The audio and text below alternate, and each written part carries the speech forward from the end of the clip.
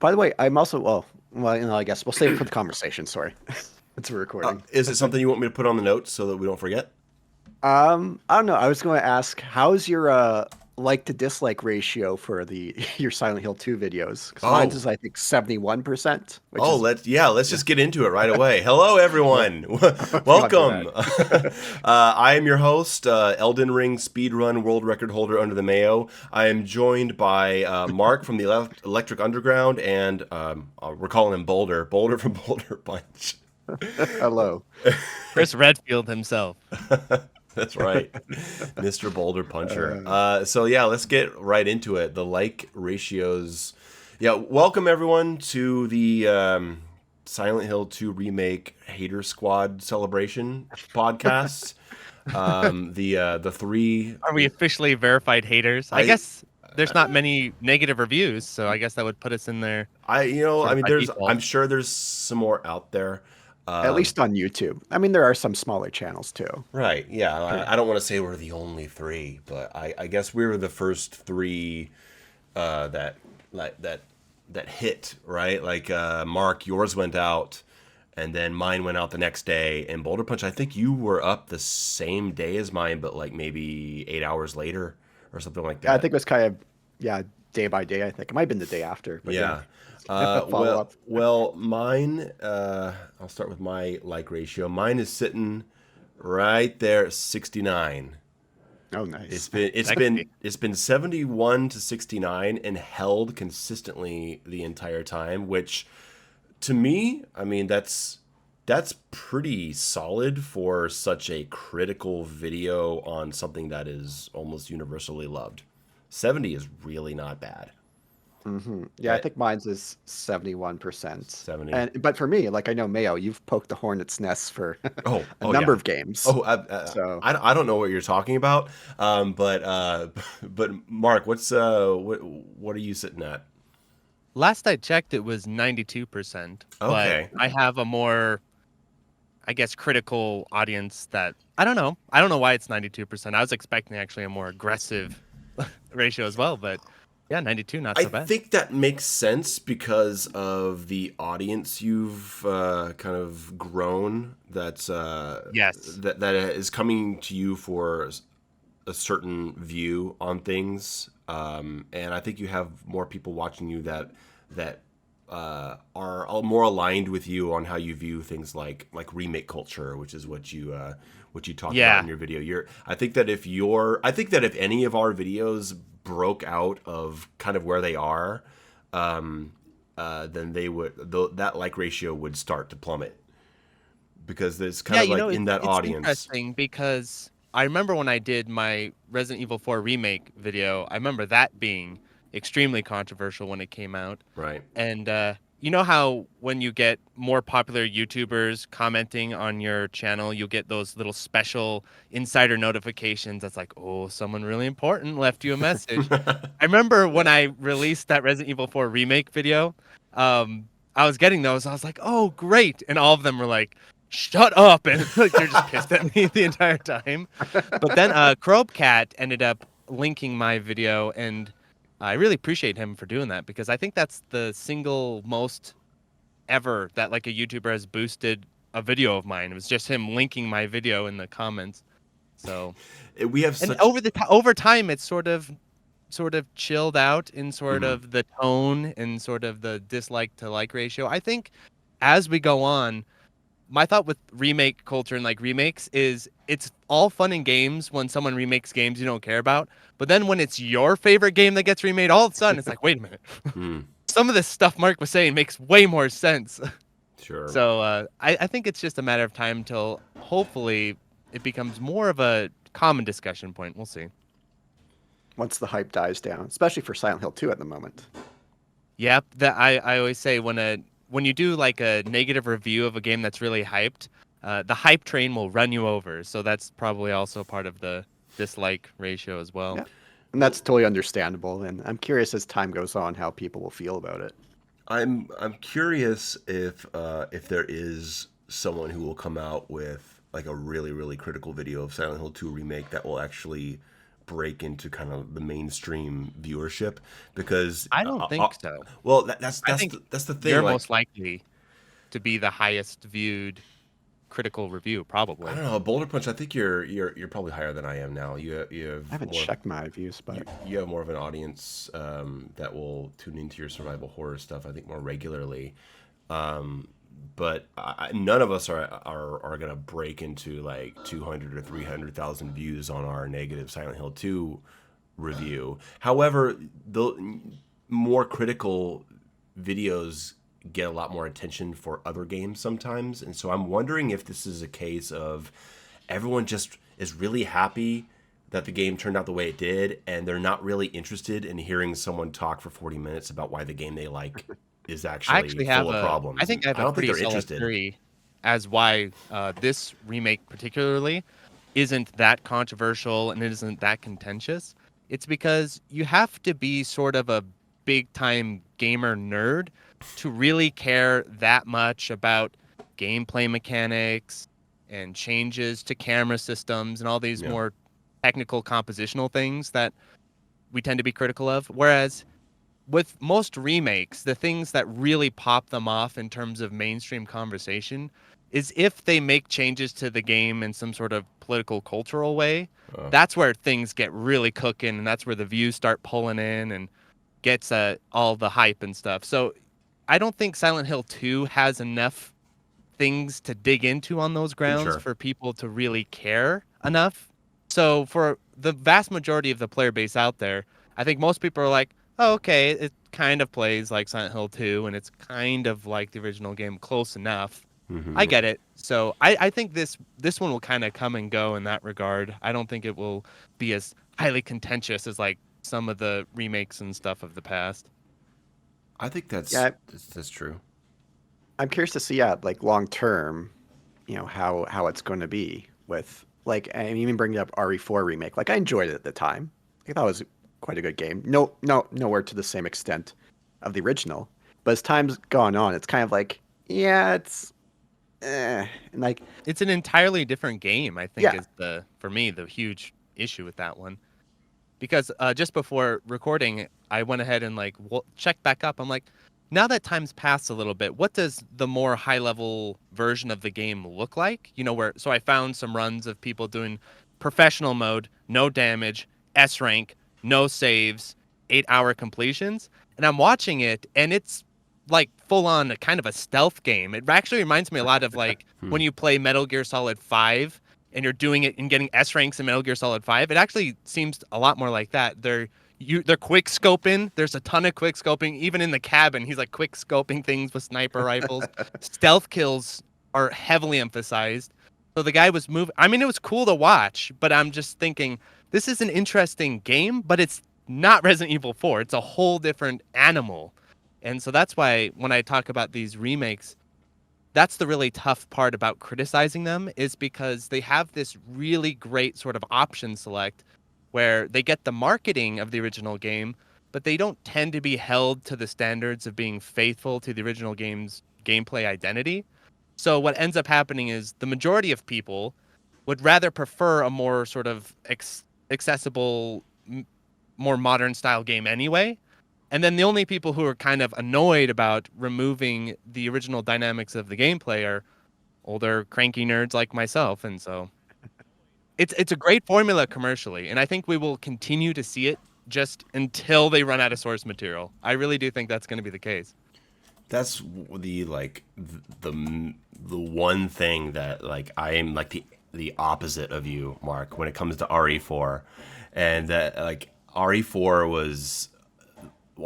is one of my top five Resident. I mean, I'm talking about the remake. RE4 remake is one of my top five Resident Evils. I prefer the gameplay of it to the original, and I bought Resident Evil 4 the day it came out. I played it religiously, and I loved the original RE4. And I see where you're coming from when you talk about like high level. When you start seeing how high level people play games, you start to really see the differences in their gameplay systems. But Yes. on a casual level, I played standard, I played professional a few times. I really appreciated the balance changes they made to it. I love the way that that headshot stuns work. I love the emphasis that they put on other weapons. I'm sure on a higher level it's a different beast. But I Yeah, RE4 I was remake really was interested. just did it for me. Yeah, I was really interested because I remember those critiques and I just revisited them. And I was interested because a lot of these critiques were addressed in kind of a different way in Resident Evil 5. And so I was kind of curious what your thoughts on 5 were, because I think with 4, the original release, what I really love and respect about that game is a lot of this stuff it was doing was pretty new at the time. Mm-hmm. Like if you played, okay, coming into 4, you've never this whole dynamic of getting headshots and grouping enemies and using giant iframe roundhouse kicks and stuff. Like ironically, a lot of that comes from like the beat 'em up side of things, the arcade game Mm-hmm. side of things, and they brought that into Resident Evil. But I think if you're coming in, because like when I first played Resident Evil 4 when it came out too, way back in the day, it took me quite a few playthroughs to pick up on, oh, I can headshot and then use contextual iframe kicks to group enemies. It took me a little bit to figure that out. And so I think with that, with the first Resident Evil 4, this is why I hate remakes because you have to constantly OG, clarify which yeah. is which. With the OG release, um, I think they kind of took it a little bit. They were a little bit more generous with the balance because it was a more unique new system, Yeah, because it was and they new to wanted learn. to. Yeah, so they were like letting the players kind of figure this out.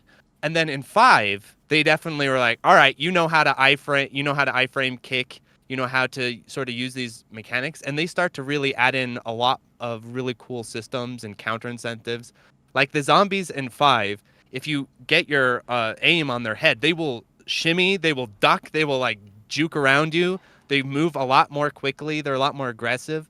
And then they added in this Plagueis dynamic where this comes up a lot in Mercenaries, where initially when you're first going through and you're headshotting them, you're like, this is working, this is working. But then as you get further into the run, what happens is you headshot them and their head explodes, but Plagueis come out of it, and the Plagueis are a lot more aggressive and scary. And yeah, if you get like 6 of those grouped up on you in Mercenaries, it's kind of over. So what you end up doing is they added in this execution mechanic in 5 where you get them into stun, but instead of doing the iframe kick, you actually can do different execute. If you get behind them or to the side of them, you can do different executions.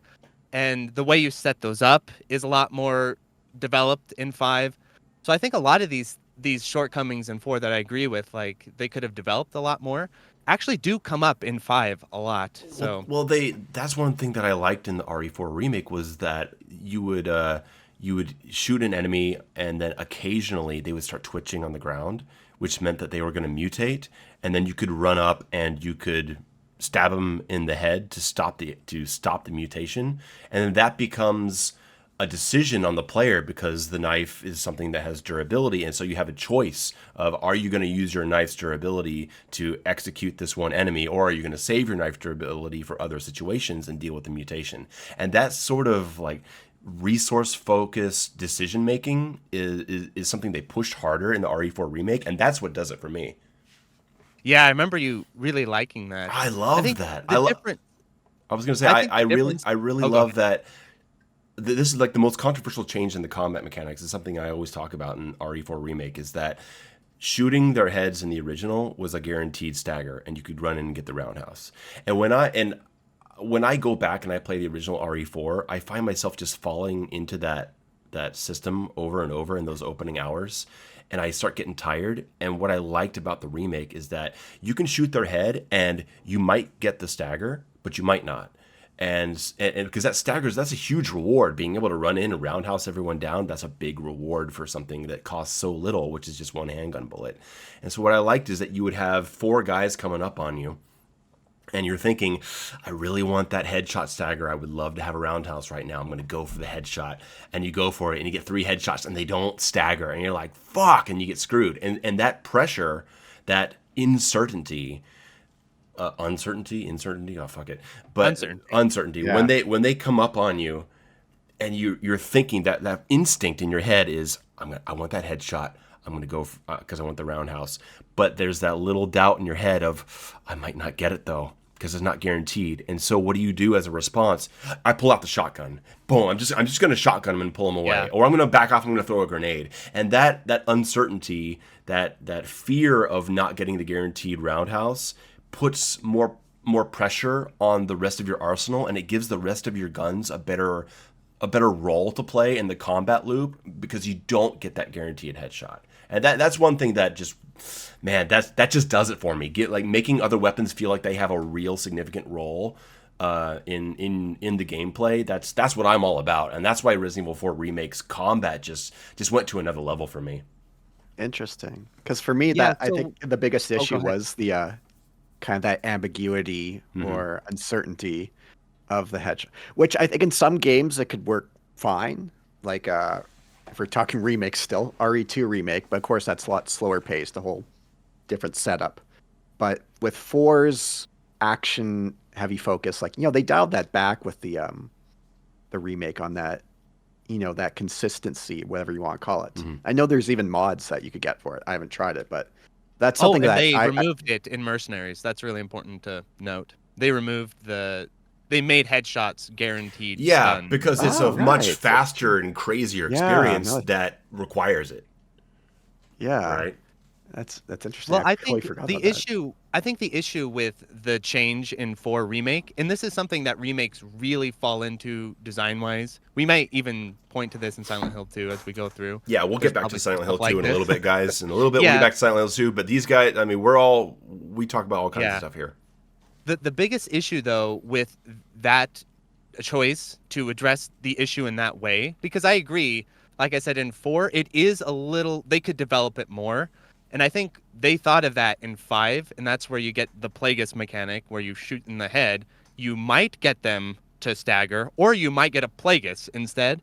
But the issue with Remake 4's approach to it is it kind of is playing off of the expectations of the original game for that dynamic to work.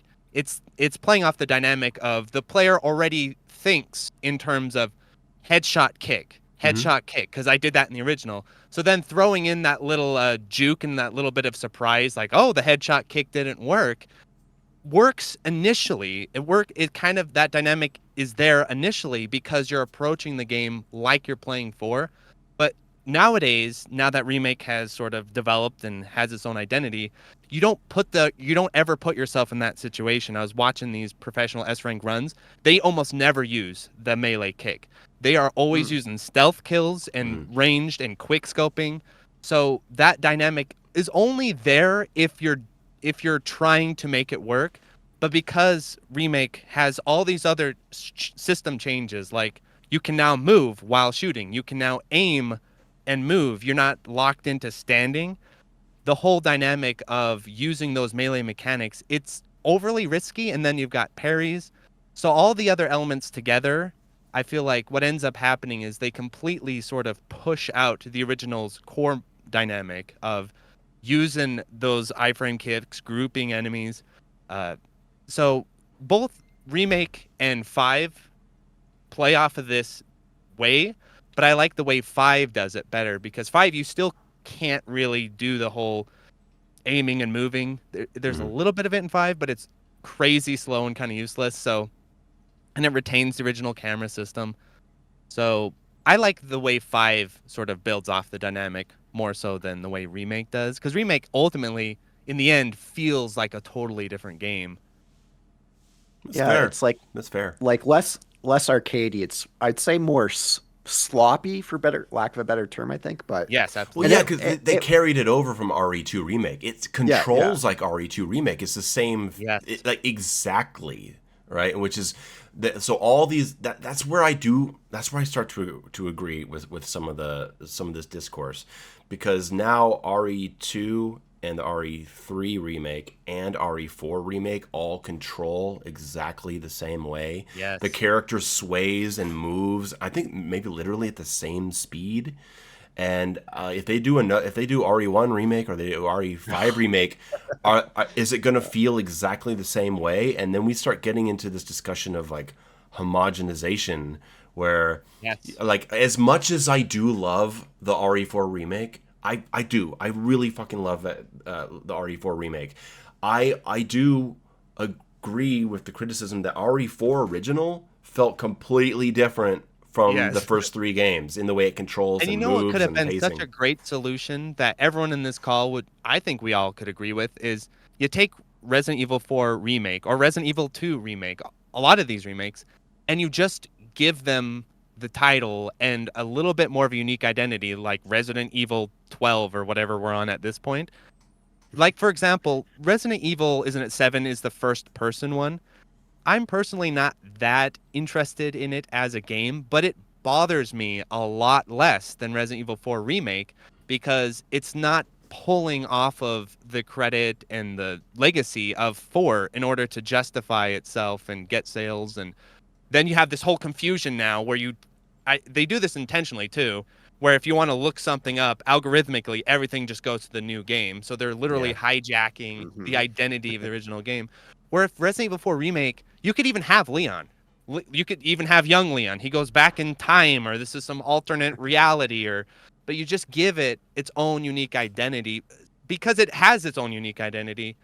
But now we're in this sort of weird no man's land of the game is able, it's supposed to be like Resident Evil 4, but then if you criticize it on the grounds of, well, it's not preserving all of these original combat dynamics, then it's like, well, no, it's doing its own thing though, but it's not its own thing though. It just gets really frustrating.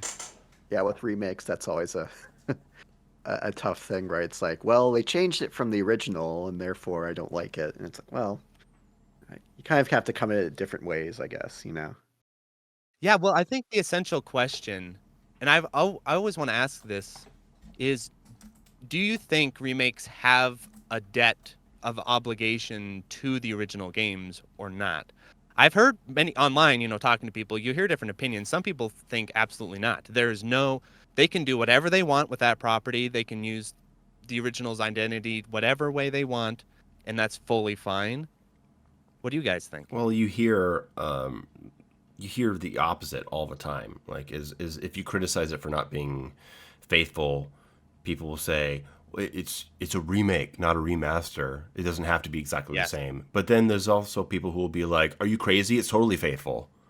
So you hear both sides of Yes, it, and I don't. you will. And I don't really know how much of a right answer there is. I Yeah. mean, you can't go.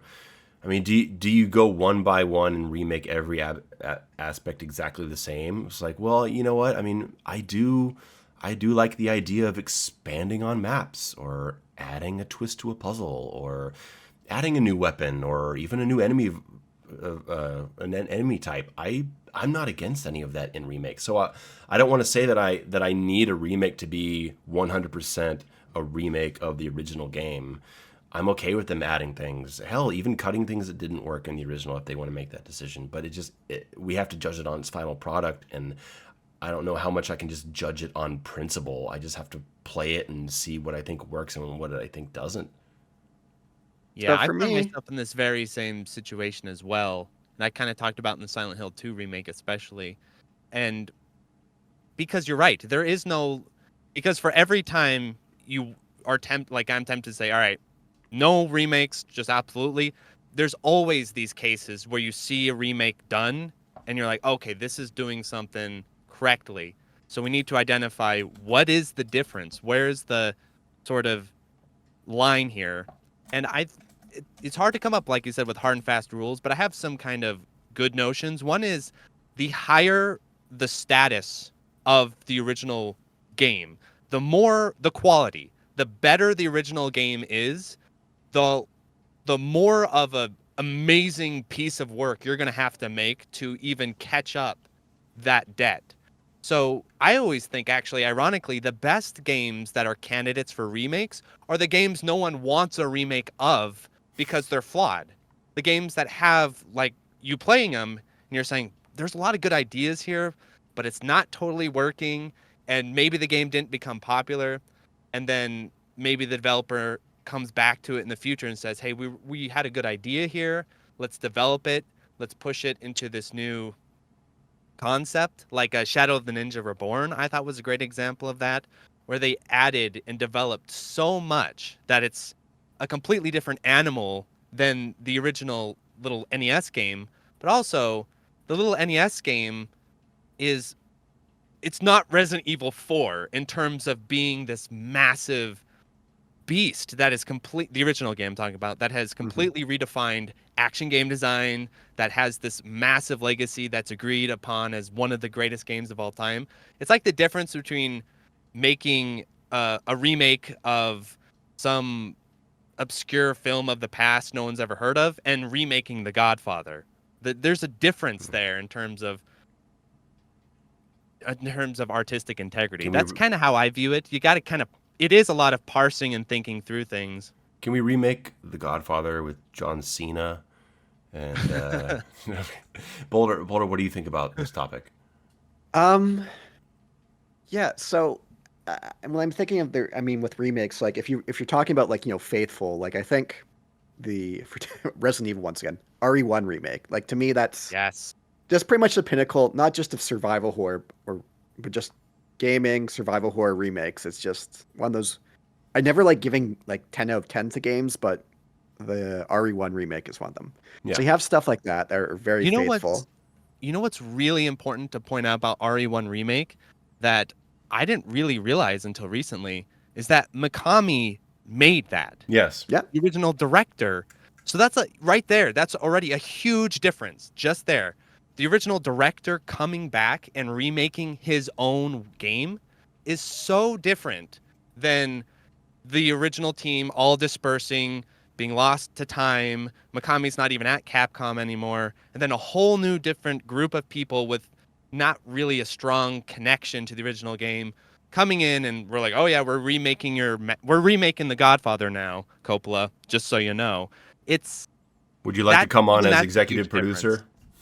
Yeah, it's just such a huge difference. The fact that Mikami, because he knows the ideas and concepts and the whole point of the first game, he was really deeply involved in that. Yeah. And as I understand, Resi 1 remake, not only does it preserve, the camera system really well, but it also introduces some pretty cool new concepts that build off of the original's ideas. Absolutely.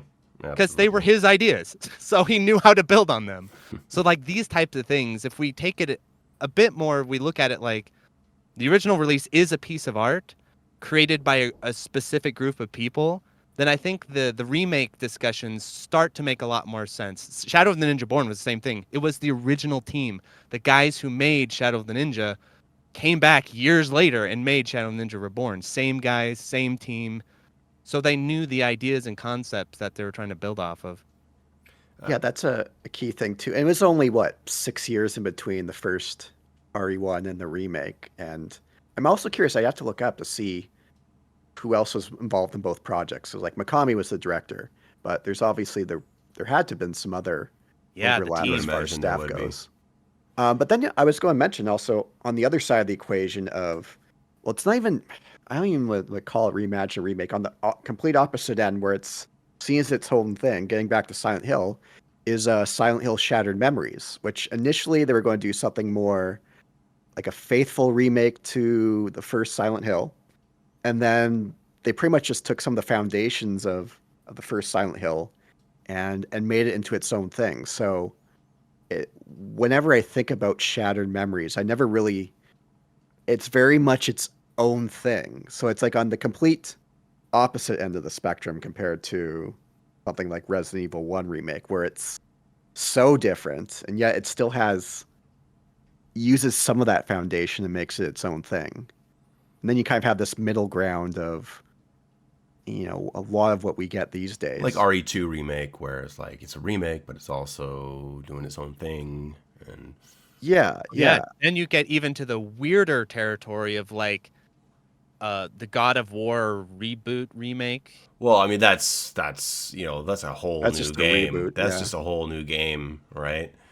It's not like Yeah. like if that had been a retelling of God of War 1 done the way that they did it, I would have been 10 times more furious, I think. But it is at least its own game, Yeah, but it's called God of War, right? It is. But that's how they do it, though. Like I don't like that. That's my point. The I don't Ghostbusters like that. remake is called Ghostbusters, and it shouldn't Doom? be, right? Doom? Yeah, I Yeah, like they Doom just called it Doom. 2016. I like Doom 2016, but it's so annoying that it's like Doom, Which Doom? Yeah. The No, it's 16. Do I mean no. the OG Doom? Do I mean the 93 Doom? Do I mean Mhm. the 2016 How Doom? how Yeah. far away Because are how far away are we from Resident Evil? Oh, we are damn close. Right. I mean, I and think I'm that's not what even they'll call talking about a Resident 1 remake, remake. and not even a Don't you think remake. Like, what if just Don't a you think brand new Resident 1 Resident remake will Evil? be called Resident Evil? Yeah, no, it will. But I mean, how far away are we from an original title of like a whole reboot of the entire series, an original Oh god. story, and then just call it Resident Evil?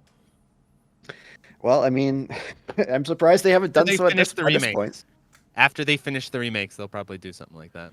I'd like to pull it back to our different reviews of Silent Hill 2. Hmm. Yes. And one thing I really enjoyed, I didn't watch anyone's review while I did mine, and I was playing the game, and I did not get a review code. I can't believe I just like what a shocking turn of events.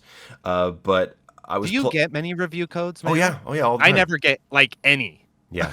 Yeah, Like, I mean, not always for the biggest games, but yeah, I fairly regularly get review codes, even for some AAA titles sometimes. Yeah. I mean, mostly I just cover like if it's new releases, it tends to be. I didn't get one for Silent Hill 2, No, I did not either. but I applied. me but neither. if it's mostly it's been indie games if I do new releases. So and Mhm. usually I just reach out to them on Twitter or something, and that's usually like, oh yeah, sure. So I get a lot of because of either just reviews or because I tend to do kind of more like a QA perspective. I get a lot of devs sending me their games early, if sometimes for review or sponsorship, but sometimes just to mhm. do an overall gameplay pass and send them a report of what is Okay. not working. So that's kind of a little niche Yeah, I've with kind of indies, etched out for myself. it's a lot easier, but it seems like with these, like Konami and like these Yeah, bigger publishers, yeah, the I don't biggest even one. know how you get review codes for these games, to be honest. But There's a website, a Keymailer, that's what which I signed up for. I yeah, didn't get it though. yeah. Well, Yeah. I, Don't I they got mine want a few don't days they ago. want like your analytics or some crazy stuff? Or am I thinking of something else? You do have to have like your account linked up to it. Yes. Yeah. And I'm sure they have PR people who skim through your history and they see that you made a video where Angela's farting on Christoph Gans's face, and maybe they say, "Yeah, well, let's not send a review code to this guy." Who knows? Yeah. But I was playing the game in those first days, and like I said in my review, I was loving it for the first 4 hours. I was really into it, and then it just started to lose its goodwill with me. And by the time I was getting out of the hospital, and I felt like, I feel like I'm just done with this. I feel like I'm over it. I don't want to go any further. And I was thinking, God damn it, am I going to be the only person that doesn't like this that much? And then, Mark, your video came out like the day before mine. I was like, okay, well, I got Mark, and then I was prepared to be the only person. As I'm yeah, doing it, I'm like, internet's gonna hate me, but here yeah, we go. yeah. That's the same feeling I had. And then Boulder, you put yours out later, and I was like, okay, well, this is nice at least. And I watched both yours, and I was really struck. I shouldn't be struck. I mean, I should expect it at this point. But every review focuses on really different things, which is what makes the variety so cool. Hmm. Boulder, you really started focusing on story beats and cutscenes and dialogue. You had a really great focus on that sort of stuff, and Mark, you started going into things like hit stun, enemy hurt boxes, Cameras. and all that stuff. Yeah, Yeah. and mine was like largely focused on pacing. And it's like I feel like they really complement each other if you watch them all together, and we're not just repeating the same things, which is I think what you get with a lot of videos, whether they're positive or Yeah. negatives. People just are saying the same stuff, and all three of our videos come from really different perspectives, and give I them, agree. yeah, it was really nice to see. It's fun. I think it's actually really fun when people like Boulder does like dig into the cutscenes and stories because that's not really something I focus on.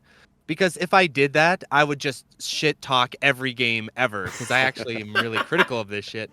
And I know that, oh, that's, let's focus on what I can maybe sell to people.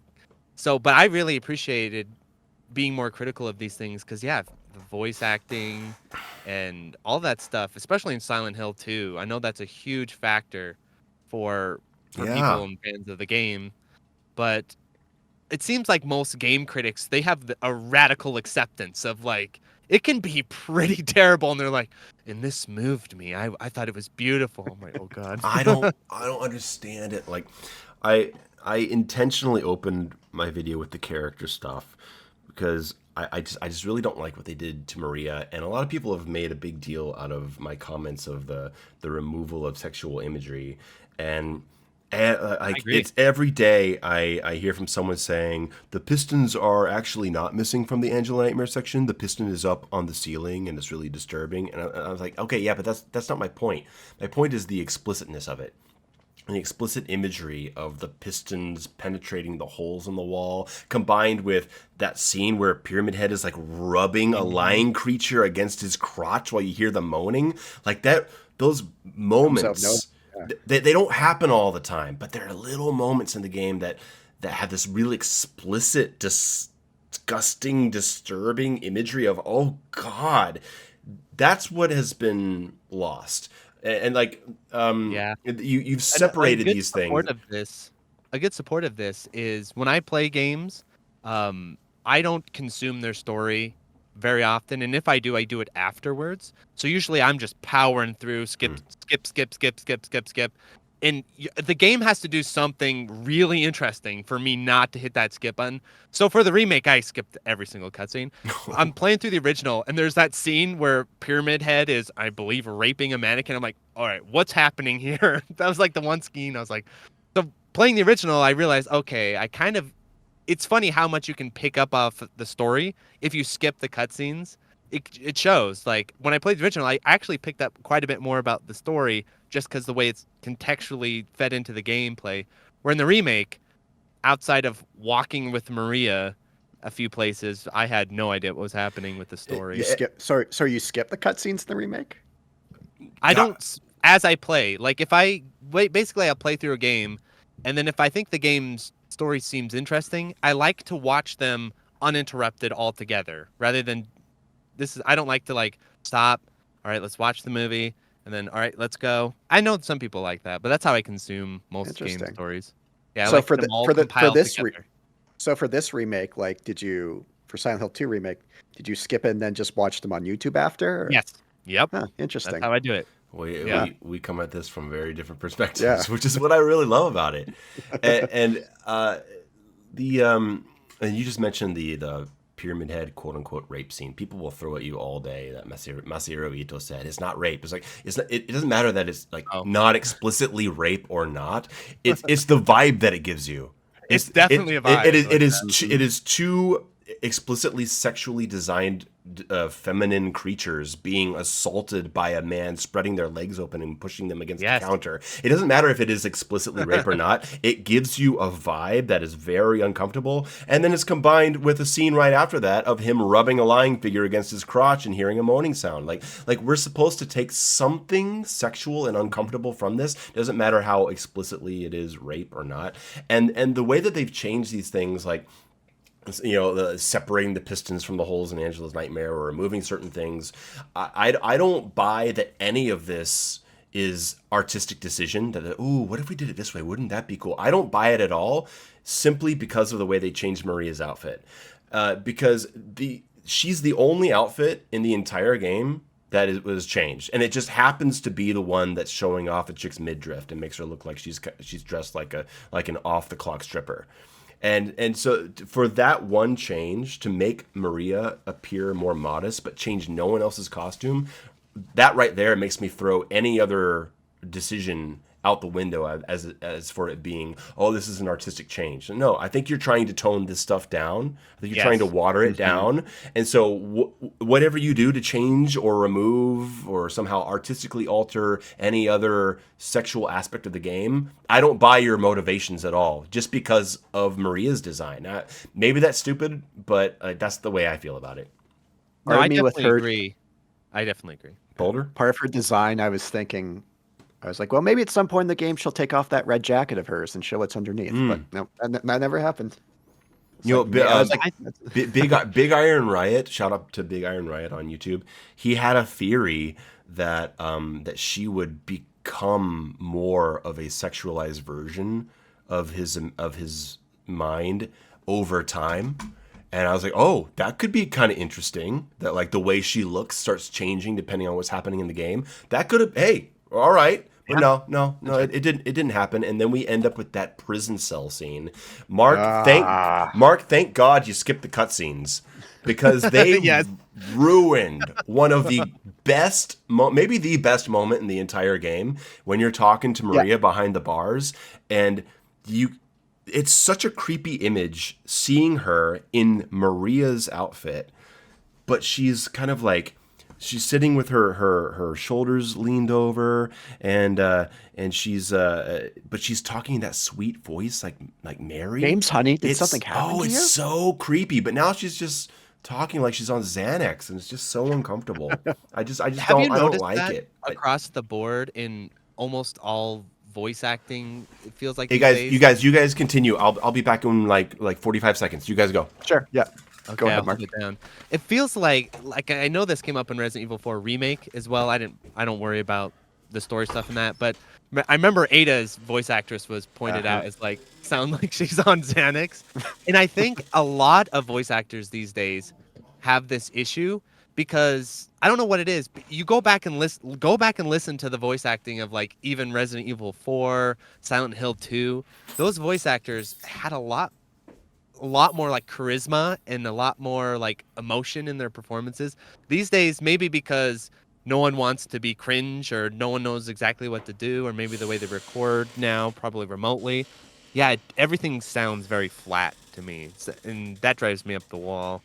Yeah. Most modern voice acting. That's what I appreciate about games like the Soul series or Elden Ring, where they get like theater actors, and that makes like a world of difference. Yes, huge. Yeah, I know. Like even voicing over my own videos, I'm voice acting as myself.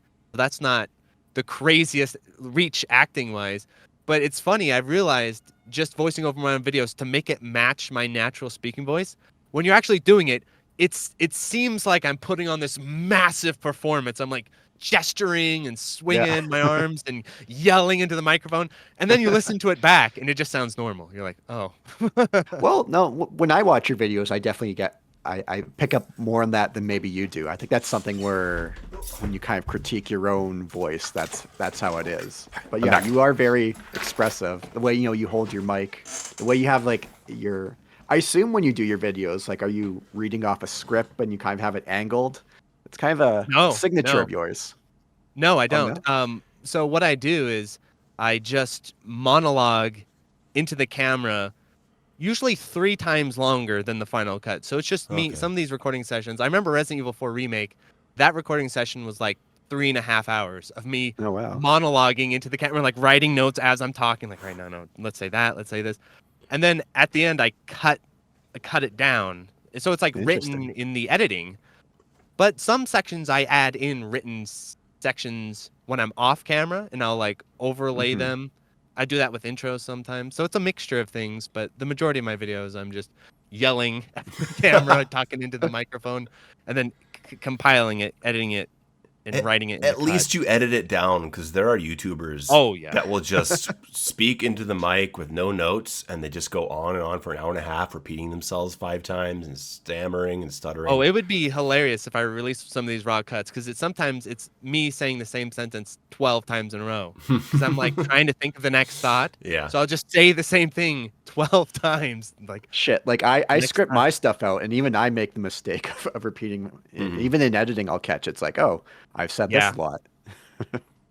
What do you Yeah, we were just talking about while you're gone how flat voice acting tends to sound these days. that it's I had a part in my original script about the voice acting in general and I decided to cut it because I went back and I watched the cutscenes and I was like, it's not as bad as I'm making it out to be. But I don't like how everyone sounds like they're just so serious. And I don't know, what do you want to do? Oh, I don't know. How about we go over there? I think that's a good idea. Everyone's just so downplayed.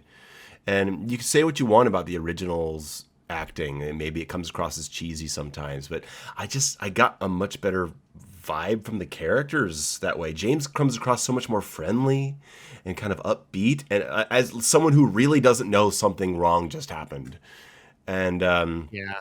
I don't know. I think older voice acting in gaming is more, it takes more risks. So basically the way it works is you can get a lot more cringy stuff happening in older voice acting because they're taking more risks, but then you also get more excellent stuff Mhm. too. So it's like a trade-off where they're taking more risks, and back in the day they probably weren't having hours in the recording booth. They probably only had a few chances at it. So sometimes you're like, "Ooh." But then other times they're taking those emotional risks and you get more of that depth. Whereas Yeah. today no one takes any risks, so it's just flat. If we're Flat talking man. about excellence, like the original Silent Hill 2, Mary's letter at the end, my goodness, that Yes, you talked about floors that in me your video. every single time. And then the remake, it's like, yeah, she gave it a try, but Yeah. and it cut some stuff out of it, and it just Why is kind of like, oh dude, I didn't notice that because I don't know the letter as well as you do, right? I love Silent Hill 2, but I love all those games equally. I don't know that part of it to the depth that you do. But when you pointed out those lines that were cut, I was affected by it, even though I didn't even specifically remember those lines from the letter. Just hearing you mention that those specific lines were cut, that pissed me off. Why would they cut that? Because that sounds like the most important thing that right. you could say. Mark, do you know what lines were cut? I No. got no, it's Tell him, please. I can't tell you to remember me, but I can't bear for you to forget me. Like they cut other ones, but that was the one that really stood out to me. Why would they Like, cut that? When you mentioned that, it brought it back to I me, don't and I was know. like, "That's right, she said that." And why would you cut something that is like the most powerful thing you could say to someone? Yeah, Do you like think it was an issue of the voice actor's performance where it just sounded terrible? And Maybe, so then right? Who as knows? they're getting it back into the edit, they're like, "Dear God, she cannot sell these lines. Cut him. Cut him." yeah, that's it's entirely possible. I also thought about that with the pizza scene. You know, how can you sit there and eat pizza, which technically is in the game, but it's more of an Easter egg, and it doesn't happen in the same context. It's like, did they try recording this and it didn't work, or I don't know. It's just a lot of weird decisions like that. My favorite thing about Silent Hill 2's story, I'm like I said, I'm a lot more critical of video game stories because not a lot of them hold up in terms of really good, interesting. But I really love Silent Hills 2's because it goes places a lot of games are terrified to go about, like Yeah. abuse and sex and psychological trauma, and it goes into some real places. And so that's something I've always really respected about Silent Hill 2. And without necessarily judging the protagonist. That's the like one of the magical things about it. It's like, yeah, what he did was horrible.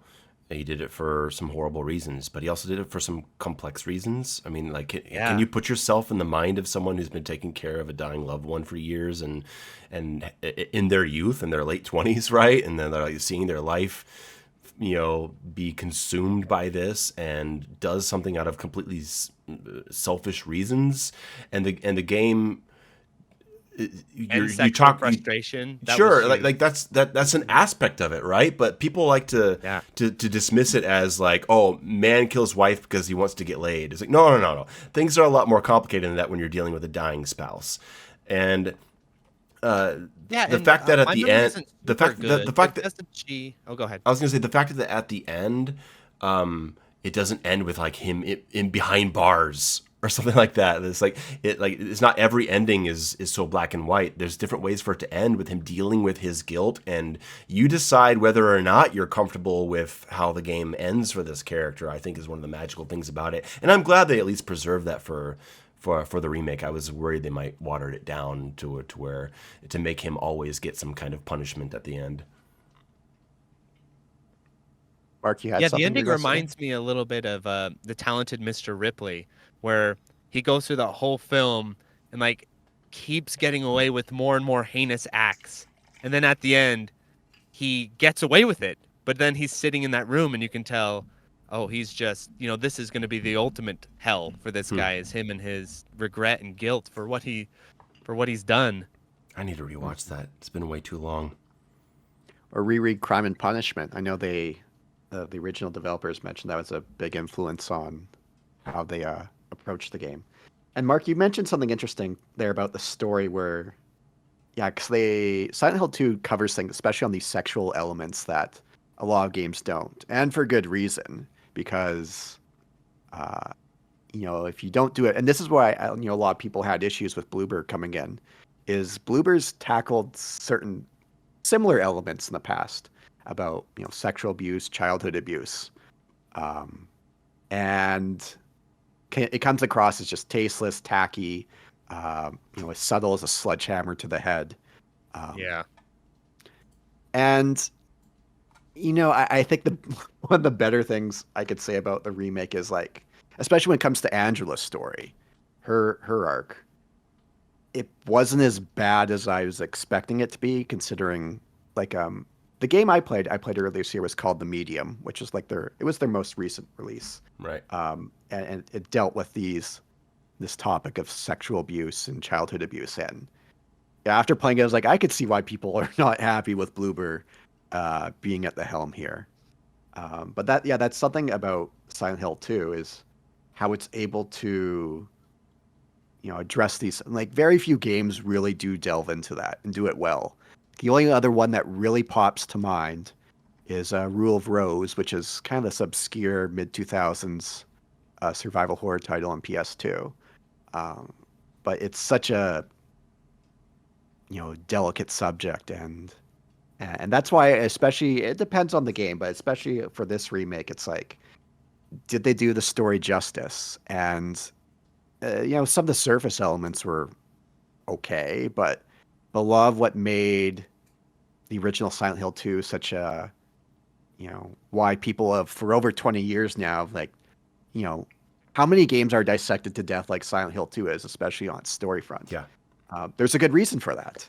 Um, and I just see next to none of it here. Some of the beats are the same and somewhat, and but just everything that's kind of like below the surface, that's pretty much all missing. And I think, like Mayo, you said, the scene with Maria behind bars.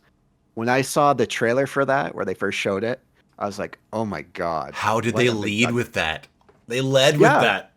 And then you look at the comments, they're like, yeah, they fixed James's face. I'm like, guys, were you listening to Maria here? Like, my Did goodness. you, Like you said, are the you mistaking Xanax. me for someone else? You were always so forgetful. Remember the time in the hotel. Ugh. God. Like, because like you said, the that scene and favorite scene in the series, one of my favorite cutscenes overall. Just everything about that cutscene. I watch it each time. There's something new I pick up of it, but just everything about it. It's That especially once it switches to the FMV element. It's just mhm. The perfect. way it's lit and What? everything. Yeah. When she said when she says, "I'm not your Mary," like that. The way Hmm. she delivers that, it makes you kind of step back and be like, "Oh God, who am I talking to?" You just don't get that from the new performance, and I don't know whose fault that is. All right, as cutscene director, game director, actress. Like at the end of the day, it comes down to the director, right? Because I mean, he's the one who's Are going to be you making the calls. familiar?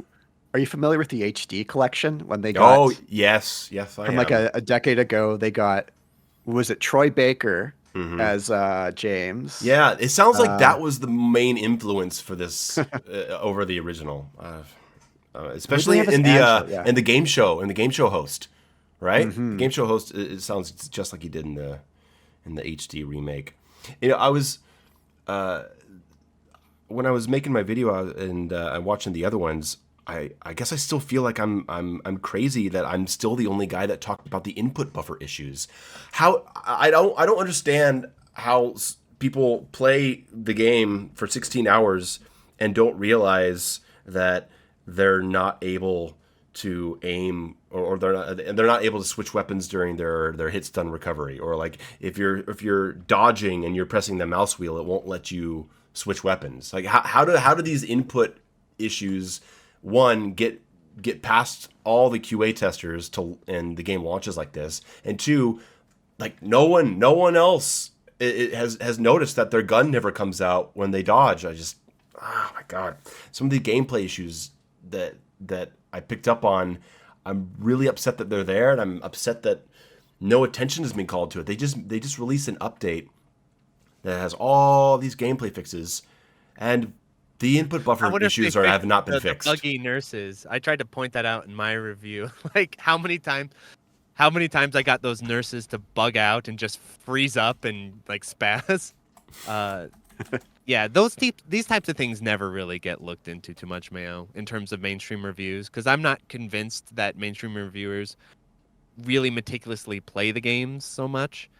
So yeah, I always run into these types of things in my reviews too, and you just point them out, and everyone's like, "Yeah, whatever." But It's like, yeah, why? there's a lot of stuff like that, especially the game's inconsistent or weird combat system with the hit stun, Oh and the fact God. that it just kind of makes you, instead of hitting things in neutral, you just walk up to things. They're like, "All right, swing first, so I can dodge and counterattack." Yeah, like why is there no counterplay to this? I don't need I don't need to be Ninja Gaiden, but why is there not just a charged melee attack that will guaranteed interrupt any of their attacks, but it takes longer to charge up? Like why is that not an option? Why is it just swing? Just swing your pipe, and you can't do anything else other than just hit the swing button. Why is there no counterplay? The enemies have Yeah, all these different things they can do. yeah, the enemies They are way dodging better and than you. charging attack and single slash, triple One of the slash, nurses has a parry. The nurse Right, with the yeah. pipe can parry you. and Yeah, I remember those. all I can do is swing and dodge. Like I can't just like do a charged attack and take the risk that I might get hit during it. I can't do anything. Oh This is what man. happens when you get a studio that's pretty much all walking simulators beforehand. I don't know if they've really had anything Yeah. with I the would be combat. happier if they had just like even taken out the dodge and just made melee terrible, just flat out terrible to put way more pressure on the guns and be like, Yeah. okay, you can go in and use your melee, but you're taking a huge Yeah. risk. But instead, they like found this middle ground where it's like, you can kind of dodge and do this, but you don't have a charge attack or anything. So you want to do melee attack, but it's not deep enough for it to be interesting. And just keep it shit, keep it totally shit, and make it to where, oh god, I just want to shoot everything, and now my resources are feeling heavy pressure under the survival horror genre, and I can run in and do melee, but I take a big risk instead of it being, I don't know, just what they did. It seems like they want you to engage in melee attack a lot. The game Yeah. seems centered around that, Hmm. and they didn't make it deep enough to actually make that work, especially when they flat out doubled the length of the original game with That's the that. worst issue gameplay It wise. And is Yeah. kept the enemy type amount. they kept So the for the enemy first like type 4 amount. hours, you fight the same two enemies. You've It's insane. got three enemies and a shallow melee combat system that takes forever to kill one enemy, and it's not justified. The length of the game is not justified by the gameplay. If they had kept it the same length, 8 to 10 hours, with the same combat and same enemy variety, I probably would have had a much kinder review. Yeah, Because my absolutely. main issue is the pacing, is that I was over it by the time I got out of the hospital. And I don't like that feeling. I didn't feel like I wanted to see it through to the end, but I mean I did, but I didn't want to. And if at the 8 to 9 hour point I was on my way to the hotel already with the same gameplay, same camera and everything, I probably would have come out of this a lot happier.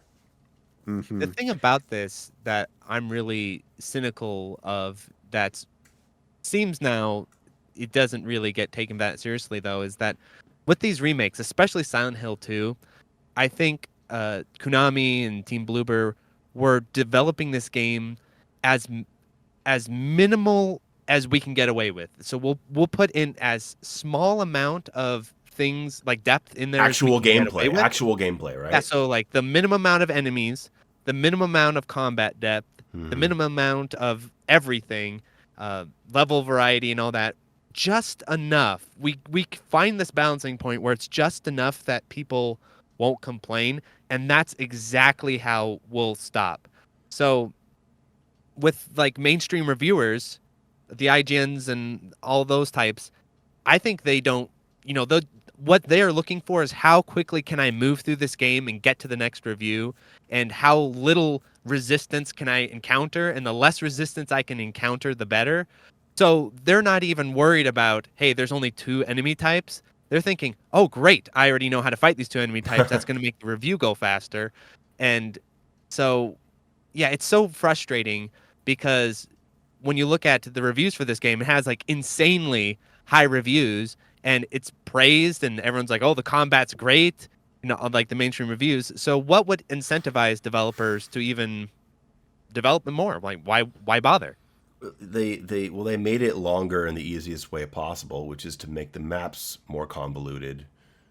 You look at I brought it up very specifically for a reason in my review.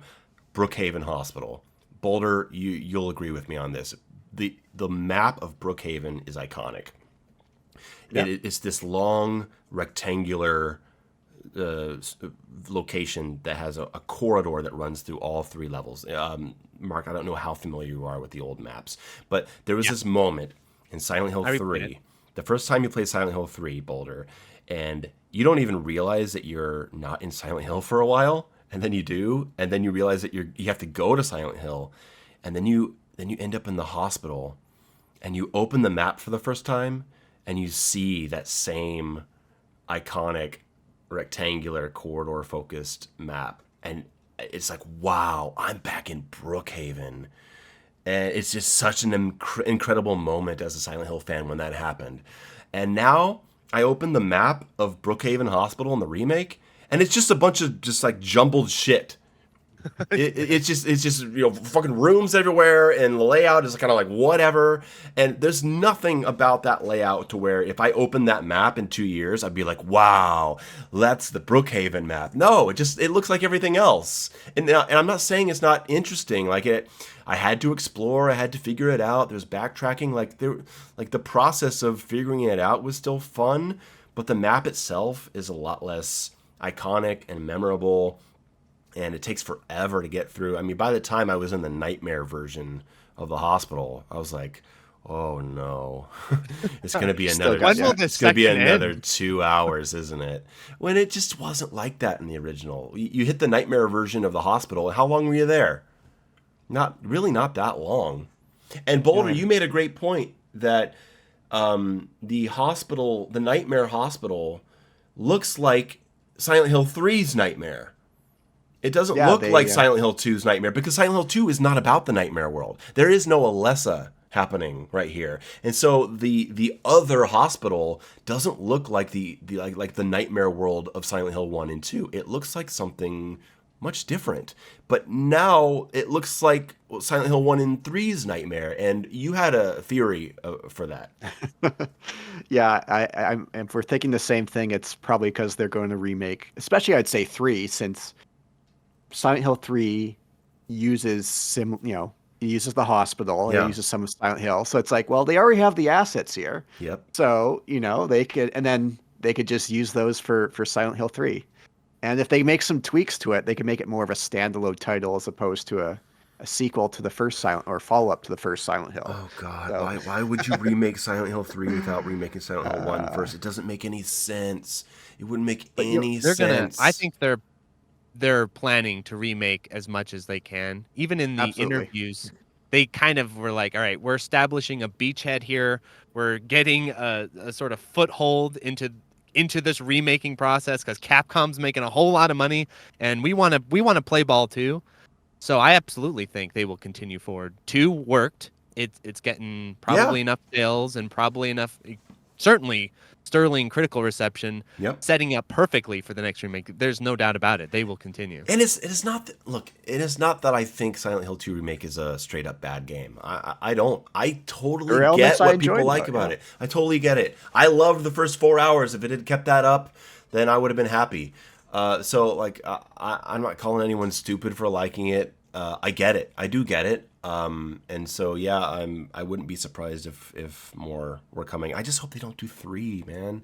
How do you do 3 without You know what I 1? always think about is going to be funny, because we're seeing these remakes. They're kind of becoming a genre unto themselves, where they have more in common with each other than the original source material. How far And away is it until we have a best remake category in the Game of the yes, Year awards? that has to be soon. Remake of the year. Remake of the Remake of the year. year. Yeah, I I'm mean, really looking forward to the day that a remake wins Game of the Year, just as like proof. There we go. We did it. We've achieved Yeah. I mean, remake culture. depends on what But the competition is, right? what's gonna be funny is because we're so generous and like non-critical these days. What would be funny is so Silent Hill 2 remake comes out. It has a 10 out of 10 from Eurogamer, right? So let's say best case scenario they release Silent Hill 1 remake or Silent Hill 3 remake and they actually are like, all right, we need to improve this game significantly. So we need to increase the pacing, make that better, add more enemy variety. We need to add more depth to the combat system. And let's say theoretically they made a much more robust, focused, well made game. And that game comes out, and the reviews can be like, it's also 10 out of 10. There's no, and then, there's no 11 out of 10. We've already used the max out scores. So that's the also really frustrating thing with how highly rated these remakes are, is even on their own terms, if you're just going to give them full marks, even with a lot of issues, what's the motivation to improve? And how would you even recognize improvement? Because you look at Metacritic, oh, Silent Hill 2 remake, that's an extremely high score. And then you look at 3, if theoretically, oh, that one's also really high. It just becomes meaningless. You might as well not even have reviews. It feels like at this Well, point. you said what if. You put a lot of what ifs there on the next remake, and one of the things you said was what if they fix the pacing? They will not fix the pacing. Yeah, I'm not saying Because it be has to be optimistic. 16 hours. If it's not, people are going to Yeah. complain. We have this culture now where if someone sees full price and the game duration is 8 hours, they're going to say that they're being ripped off. rip-off. Even if it's so good and has so much extra content in it that they end up playing it 5 times, they'll still say the game is not worth full price. And I hate that about how people think right now. And it leads to a game like Silent Hill 2 Remake where the maps are 2 to 3 times as long and there's 3 times the puzzles and it's just stretched out beyond belief because I assume it was mandated by Konami. Well, we need it to be this long because the market says that it's got to be this long. And survival horror, guys, it's a different genre. It's not open world. Replayability. Yeah, exactly. How do you make a game with 8 different endings and also ask me to put in 16 hours to finish it the first time? No, fuck off. I was done. I don't even care about the other endings at this point. I'm too tired. And I don't like that feeling. I really don't. All Yeah, that time. I mentioned the. Go ahead, Mark. Oh, I was gonna say, I come from an arcade background where replayability is not just some side view of how games are designed. It is core to how games are designed. You need to build the game with the idea that it's replayable and meaningfully replayable. But with modern games, I think they've abandoned that, like you're saying, where all that matters is that first playthrough. All we need to do as developers is get them through that first playthrough, and then they will consider themselves satisfied. They're not going to be able to refund it because they passed 2 hours or whatever. So we just need to get them through that first playthrough, and we can use all these little tricks and like kind of things that rely on novelty because we don't need to worry about them replaying the game and realizing how shallow it is because and I feel like that's kind of how the appetites become where people don't buy games expecting to replay them or wanting to replay them. They just want to get through it that one time, comment on Twitter how sick it is, and then what's the next game of the month? Right, because what they want is something that lasts 40 hours or 20 to 40 hours. And I on my channel I really focus on the first time playthrough because I think that is the most important because that's your first impression. The first time playthrough needs to be great, but it needs to be something that makes you fall in love with it and makes you want to continue. That's what a good first playthrough does. It doesn't just say our first impressions are everything and here's where we stop. No, we're giving you a first impression, and this is why you should love this game and want to put more time into it. That's what a really good game does. But like you're saying, Mark, it seems like everything is all geared towards the people who are going to play it one time and then drop it. On the topic of game length, and what's also fascinating is if you look at game completion rates, how low they are. Like for a lot of games, it's like 20, 25, 30%. I'm going to look up Silent Hill right now. Keep going. Yeah. I was going to mention the video, but I ended up cutting it, but CD Projekt Red, who made Witcher 3 and the Witcher series, Cyberpunk, a few months before it released, they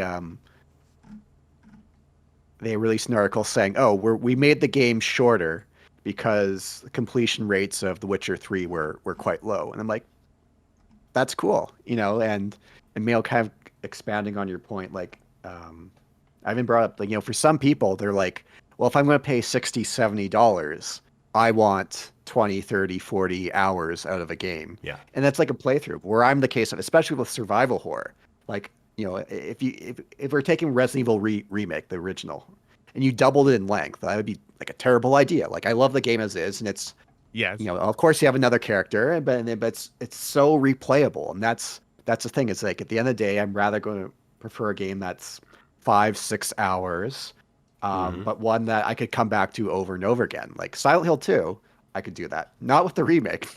No way am I going back to play this No, thank again. you. No, thank you. And some gameplay dynamics do not sustain well over just indefinite large periods of time. No. So there's some styles of design that just cannot sustain that long. And so game length is not just content. It's also, you have to justify that.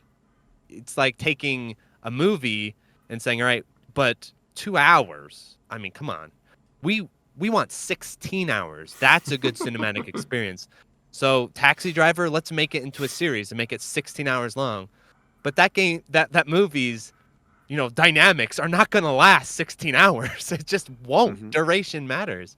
I just And had there's nothing wrong with that. Yeah, it's like, sorry, go ahead, man. I was just gonna say, I just had a talk with Big Iron Riot on YouTube, and I made the same comment that my favorite movie is RoboCop, and it's an hour and 40 minutes. I don't want to see a 3-hour cut of RoboCop because the pacing is one of the greatest things about it. Yeah. Yeah, it says what it needs to say, and same like with the original Silent Hill 2. It says what it needs to Yes. say, doesn't overstay its welcome. And I mentioned the video too. It's like, all this time they spent bloating out the runtime. It's like they could have made the Born from a Wish scenario, but of course you gotta sell that as a DLC these days, and of course they're gonna bloat that out to justify its runtime. Will they But sell Maria's outfit as DLC? well, there's already mods for it, so Yeah, but I mean that's PC. Yeah. I mean most people are going to be on console. Yeah, that's true, So, yeah. I mean, are they going to do it? I mean, they might. it seems like I've always kind of wondered. It's like, would they do something like that just to really Well, rub it in? if they can get through the initial review process and get that Metacritic score all locked in, then all the fun gets to come out in terms of microtransactions and monetization. Developers have figured out, and reviewers have not figured out a counter meta to this. It's like Tekken 8 did this. It's like, all right, yeah, we'll put microtransactions in the game, but not at launch. We'll make sure we Yeah. get our positive review scores first, and They then, fi- here comes the shop. They figured out They the won't have game. DRM in, yeah. They're gaming way harder than the game journalists. Game journalists are still acting like it's 1999, and game publishers have figured out the meta. Yeah. Here comes the Maria outfit for Eddie for $4.99. Yeah. Or they don't have de novo or DRM as well until the releases. I've had that happen with Oh God. I think when I got Lies of P, I got a review code for that. I love the game. And it's thankfully it didn't seem to have any major performance issues. But it wasn't until they released, like, my review copy didn't have, like, was it de novo, but the actual release unfortunately did. Like that, bullshit like that. And like And you then said, everyone Mark, tears the you apart. microtransactions. Everyone is in the comments like, "Why didn't you mention this? I didn't know. I didn't know." Yeah, I know. It seems like I'm not exactly sure how to counter this, other than game journalists would have to keep track of some of the games they review, and then like go back in and patch their review. Be like, by the way, Tekken 8 has a microtransaction shop. I don't really like that. 7 out of 10 or whatever. Oh, but can you imagine fan bases though? Like you give something a I 9 know. out of 10, and then you It'd be retroactively insane. make it a 8 out of 10 because of microtransactions. They would swarm you. Yeah, I know. And then with I wasn't aware. the way Metacritic works, it's all gamified. So this is why I think also we look at Silent Hill 2 remake. I think this is why we have such homogenized reviews, not only games but reviews. Because imagine you worked at some smaller gaming publication, and Silent Hill 2 like Mayo, imagine you, like you had to write a review and then give it a score, and you're like, all right, I'll give it like a 6. You'd have the entire internet flooding and swarming you, because what would happen is people would look on Metacritic at positive, positive, positive, positive, and then there's this one dude with a 6. You put like a target on your head. Well, that happened to Jim Sterling with Yeah, exactly. Stephanie Jim Sterling with Breath Breath of the Wild, right? 7 out of 10, and it brought the score down by like a point or something, and all the hate mail, the attacks, the DDoS attacks, Yeah. and just like it's dangerous. It is quite dangerous to mess with certain fan bases. I mean, I wouldn't Speaking of know. I wouldn't Zelda. know, but. Speaking of Zelda, it was Jeff Gerstmann gave Twilight Princess, I think, like an 8.8 back in the day, and that caused ruffled the law of feathers at the time. How could you give a Zelda 8.8 or 8.6? I think it was, but he got I a would lot of love flack to for that. be, yeah, it's funny if you, like, let's say you didn't care about artistic integrity, critical integrity, and you were just like, all right, I want to work and do the least amount of work possible. Working at one of these review sites would be sick, because you wouldn't even have to play the game. You could just wait for IGN's score to come out, and you'd be like, they gave it a 9. We'll go with a 10, 8. Just pick that, and then you can just type your review. No one reads the actual text. They just see the number. They're like, all good. Yeah, it's I don't know. I'm really frustrated with all this stuff, but Well, this is the frustration podcast. yeah. I'm Like sure. all I'm our sure people are grievances. having a great time listening to us for an hour, talking in total Well, misery. but here's the thing: is like, I'm sure you guys got a lot of comments too. I've looked through some of the comments, and a lot of people did say, you know, they're like, oh, now I realize I'm not crazy in thinking I didn't like the remake. Or there's people who said, well, I don't agree with a lot of what you said, but I could still see where you're coming from. Those are the best. So The people who are yeah, like, you Yeah. know what, I loved the game, I really did, but thanks for putting this together. I can see where you're coming from. I'm too bad you didn't like it. Yeah, hugs and kisses, right? And it's like, okay, yeah, cool, man, that's great. I got nothing against you. yeah. Like as Yeah, long and as you could justify it from your view, then that's totally fine. yeah, and when I do my reviews, I understand that I'm not going to connect with all the players out there, because there are certain tastes that they may or may not share with me. But one of my favorite things that I've noticed, and I have had people comment to me over the years, is that when you put out an initial negative review, um, even where someone is more open-minded, so I'm not saying, people yelling at you and stuff, but some people, maybe they're a little bit open-minded. You might not initially get or convince them, or they may not initially accept what you're saying. But I've noticed the thing with like critique is, it's once you hear it, you can't unhear it. Even if you reject it, even if it annoys you, you can't unhear the critique. And so what can happen is sometimes that critique can slowly sink into people's brains, and then over time they're like, wait a minute. He was right about This is the that. fourth game where I've seen this issue. Yes. Like sometimes it takes a little bit of time for these things to sink in. It doesn't always connect right away, but if they hear it and it sticks in their head, over time they start to see, oh, there really are 2 enemy types in the first 3 hours or whatever. Or I think the combat is extremely basic now that I've played it for 30 hours, so some of the critiques also take a little time to sink in. That's what I'm trying to do with camera. I always try to talk about camera in these games. 7 minutes of my 41-minute review is on the camera, because I am so sick, not just of the modern over-the-shoulder camera and making every horror game play the same. I am sick of that, but I am far more sick of the camera zooming into my character model if I dare to get close to geometry.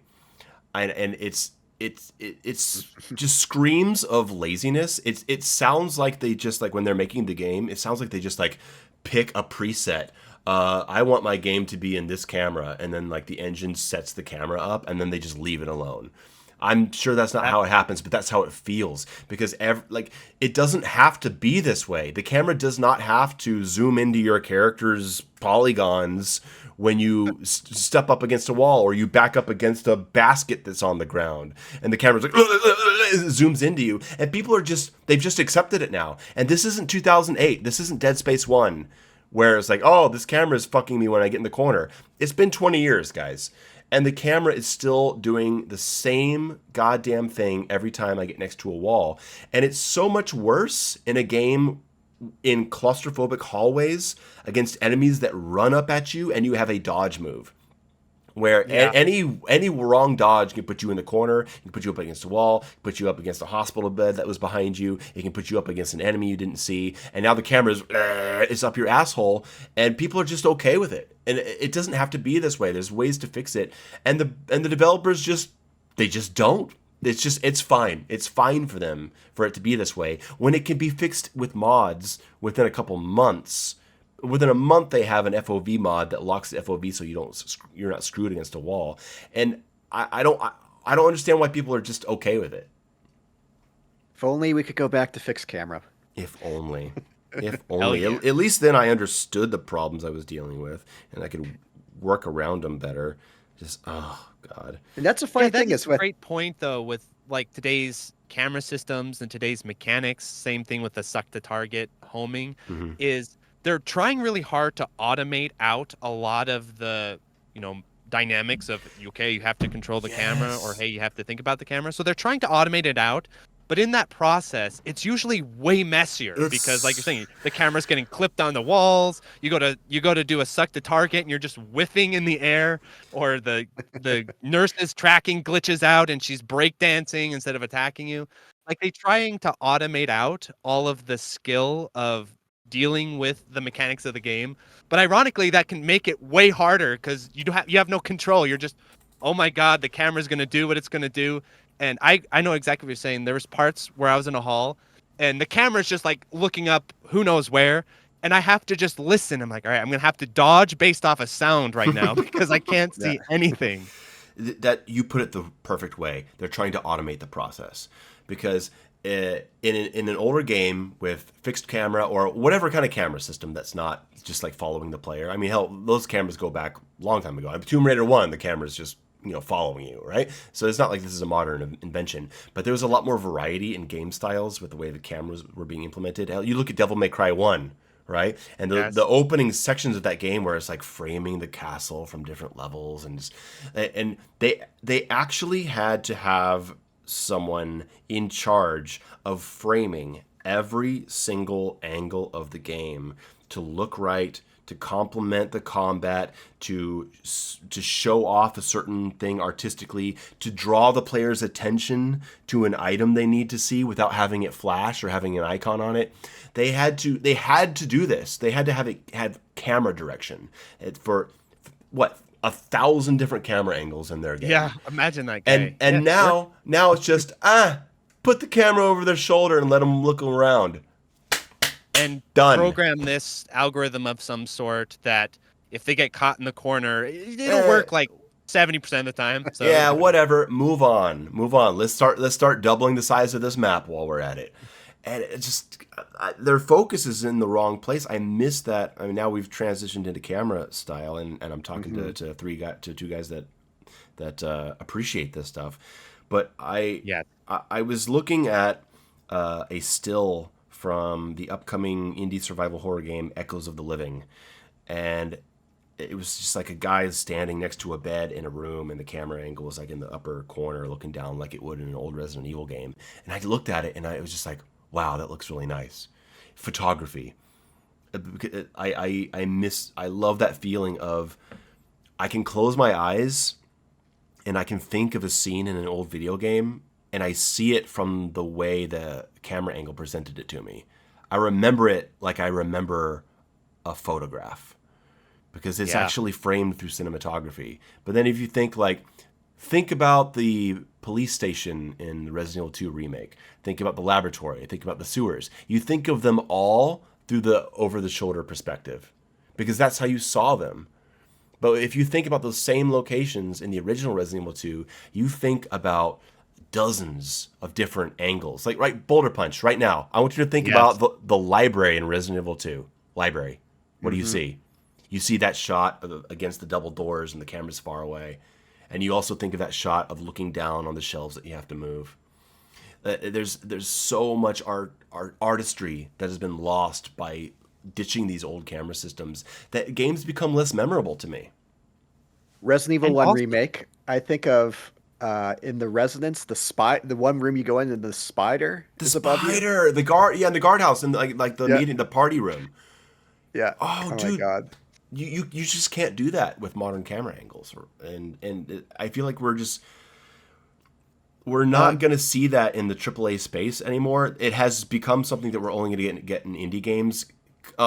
Like I think like hack and slashes too, Mark. Like I think the days of big budget, big selling hack and slashes are also over. Like survival yeah, horror is, and you're going to have to go to the indie space. And I think its time will come where survival horror has seen its time come in the indie space, and we're doing better than we ever have.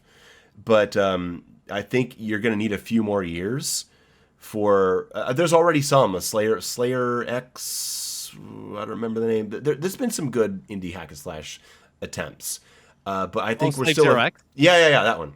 That one's pretty cool. Yeah, Yeah, it's pretty cool, but I think we're still a few years away from like the indie Devil May Cry clones to start really yeah. coming out and making a splash. But I, I I think guess we just have to we're let it go, like, a and we long just ways live away. in the indie scene. Yeah, I think we're quite a bit a ways away from getting something of Devil May Cry's Yeah. quality overall in the indie space, just because of the economics of when you make a really well-made, fleshed out combat system that's not automated, that has that handcrafted feel you're talking about, like Devil May Cry 1, you're saying Hmm. exactly. Like there's a real handcrafted feel to that game because it probably literally was, in the sense of like they had to over it's like the difference between editing your video and doing the cuts yourself versus doing like AI cutting, and you're like, the AI will cut my video together. See how well that goes. That's how modern game design feels like to me. They're trying to automate as much as they can, but when it comes to getting that real, unique, deep combat, that's a whole lot of sitting there and twiddling with hitboxes. Like, oh, Yeah. slightly make the hitbox bigger. It's a lot of time sitting It, around with hits done, sitting that's, around with all these different uh, small little shifts and changes you have to make as the developer, that attention to detail. I think the indie space definitely has the artistic integrity, but the trouble is just the economic of the size of team and time Hmm. it's going to yeah. take some of these indie developers. I'm hoping we will see that. I'm hoping there's going to be a way for them to get the funds and the support to make that happen, but the difference with like Devil May Cry is that game is a beast. It is so insane how deep and complex some of the mechanics in that game are, just in dev time. I'm not even talking about gameplay, just as a dev, dealing with all of these mechanics. Yeah, it. I think because what Devil May Cry came from was this lineage of amazing arcade development from Capcom, who they had masters of this style of design, cultivated for years and developing slowly over years, and we've lost all of that. So the indie space has to really play catch up. I hope we will see it, but it's going to take some time to catch back up with where like Devil May Cry and a lot of these games, Ninja Gaiden left off. It's really unfortunate that yeah, the economics for that is, like you said, Mark. It's really tough to do, or even like at a grant. I mean, like Devil May Cry 5 did quite well sales wise, didn't it? But there's been nothing about Yes. 6 or anything. Yes.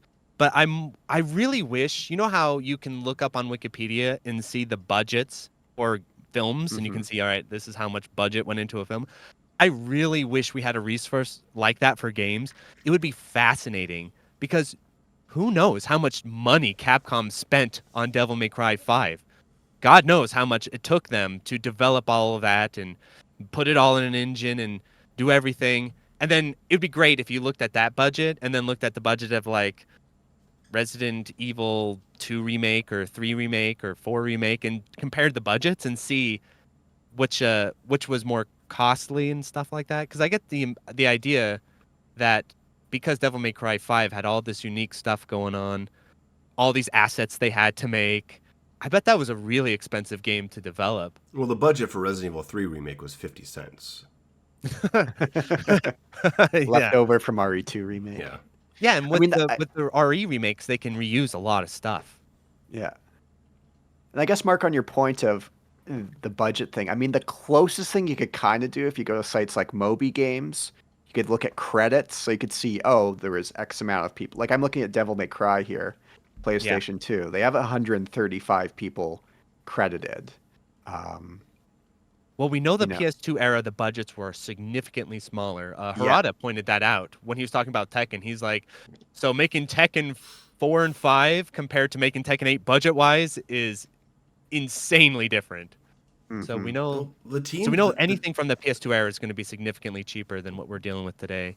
I mean, That's so that's unfortunate. just how it goes as the technology and the needs get larger. I mean, what Nintendo games were made by teams of 4 people, and then PlayStation games Yeah. you had teams of like 15, and then now we have teams of 150 people to 300 people in the studio. It's just that's why the budgets get so big, right? They got to pay people. They got so Well, then many also people too, working they on it for need so to many make years. 40 hours of content. So we Yeah, and the games are too long. can't even say, all right, like for example, Devil May Cry 6. Let's say Capcom can't do this thing of all right, we're gonna make Devil May Cry 6. We're gonna really focus on the combat. We're gonna really focus on the quality, but it's gonna be significantly smaller than 5 in terms of length and in terms of overall content. We're gonna just focus in. They can't do that, because of whatever modern gamer palette. Things just need to increase and keep getting bigger and bigger and bigger and bigger. Look at Grand Theft Auto. It's just Oh like no. bigger Oh my and God. Rockstar have been working on Grand Theft Auto 6 for forever, and they're like, yeah, it's going to be the biggest game in history. I'm nervous about that. That's gonna be so huge.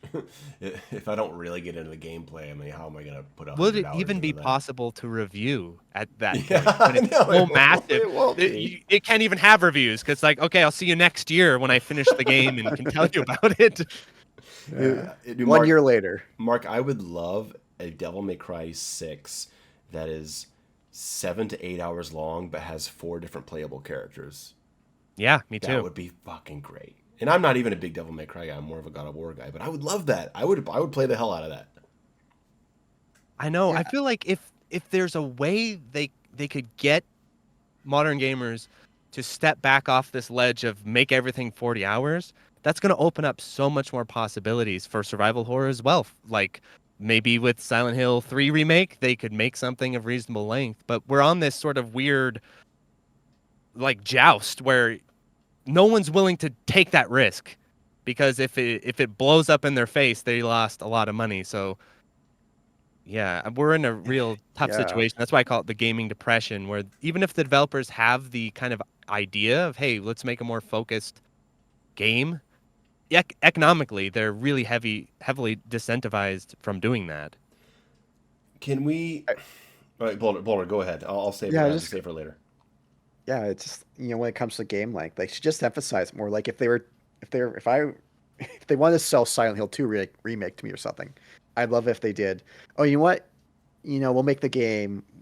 Maybe we'll make the. I said if they made the game 20-30% longer, whatever. But to double it was silly. But if they said, hey, our game length is this, but we have these modes, we Yeah, have this many possible endings. Hmm. Our game, especially with survival horror, right? It's like it's very replayable. Like if we're talking like the Resident Evil 2 remake, that's not a long game. I mean, you have 2 characters. It's the Um, perfect length. It's yeah, great. Yeah. I don't think everyone, if they just, I don't know, if they just even didn't say anything up until release about game length, put out their game. Like I said, most people don't beat games anyways. So, like yeah, I've seen completion rates of like Portal. Portal's like 2-3 hours, and I mean, yeah, it's one of those games people will buy on Steam sales and never play. But still, like the playthrough completion rate of that for a game like that, which I think is a fantastic paced game, is like 50%. Even if you look at the completion rates for RE2 remake or even any of those kind of games, if they're short, they're still. So it's kind of this funny thing where it's like you have to be so insistent on making a game of reasonable length. You gotta give people 20, 30, 40 hours. And I get that if it's an RPG open world, but for something like beat 'em ups, for something like shooter or for survival horror, it's like get me in, get me out. Like Mayo, I saw in your podcast, like you had the guy who made Crow Country. Crow Country is fantastic, probably my game of the year. And it's Possibly. just it gets in and out, does its thing, but it's And I played it super multiple replayable. times. I played it Yeah, multiple it's times. yeah, like it's I got I that's got 20 that's what I hours out of love. Crow Country. Yeah, and fantastic. Like it's that's what I wish more big developers weren't afraid to do. Like that. I mean, when they said they were going to double the length of Silent Hill 2 remake up to release, part of me was like, oh, you know what? A lot of developers make these claims that tend to be inaccurate. I But it's thought like, it was no, a it basically turned out to be double the length, and it wasn't like they Yes. put a lot of side content or anything. Um, but We will double the back. I wish they would say we will double the backtracking of this game. We guarantee it. yeah, And players are like, hell yeah, let's walk double and the amount. that was something where I was kind of surprised where a lot. And yeah, I got some comments I've seen otherwise where people are like, "Well, what who cares if the game was this length?" It's like, well, yeah, because the game, overextends its welcome. And I said in the video, I thought they did a pretty good job with some of the level design. I know, like Mail, you're talking about the hospital being not quite the same, and I'm okay with what they did, but it was just if they made the game, like I said, around the same length or 20 to 30% longer, I would have been so much more positive about the remake. I Because agree with Mayo completely about the pace because I remember I was coming into this and playing Silent Hill 2 remake, and then I played the original back to back, and I wanted that experience because I played the original forever ago and had like a vague memory of it. But the particulars of like the pace and level design and everything, I thought it'd be interesting if I actually compared them back to back. And I remember as I'm going through and playing the hospital, and I beat the hospital section, I'm like, I must be near the end. We're close to the end here. Then I look, I'm like, oh my God, we Yeah. still have so much more to go. And then I feel like the final hotel feels like everyone was tired. Everyone was rushed. It's just kind of a suggestion. I felt like I was playing a Hitman level, but they didn't finish it because it felt so empty. And I was just like opening door. I would open the door. I'm like, there's a guy in here. Nope. Oh, I don't know if that's just me. I didn't talk about it too much in my review, but the last section, that hotel section, felt really phoned in, and it felt like the developers are exhausted. Everyone's exhausted. We're just like going through the paces here to get this over with. That's funny you mentioned the hotel because I thought the pacing was probably not great, but it was the best of the game It I was found. It was breezier, and There's nothing in it. yeah, There's nothing That's probably happening. why. okay, I can agree. I could agree with that. But it's also the most similar in map design to the original, which gave me a comforting feeling. I had a little bit of familiarity because it's like it actually looks and is laid out very similar to the hotel of the original instead of being a complete reimagining, and it doesn't go on as long. And I was ready for the game to be Yeah. over. I think I actually liked the hotel section. I'm not saying I wanted them to make it bigger and all that. What I'm saying though is they made the pacing of the game really weirdly lopsided because they made the hospital so huge, and then they made the prison so huge, and then you go through the abyss section, labyrinth section. All of that feels like an ending. Like when you get through the labyrinth, you're like, all right, this is an ending, and then because of how inflated that middle section is, and then you get to the final section, and it feels like this little extra mission before the end rather than Sure. feeling like a climax. Okay. It feels like the climax happened way earlier, gameplay wise, and then that little hotel section feels like an epilogue almost. And then you finally get the double boss fight at the end.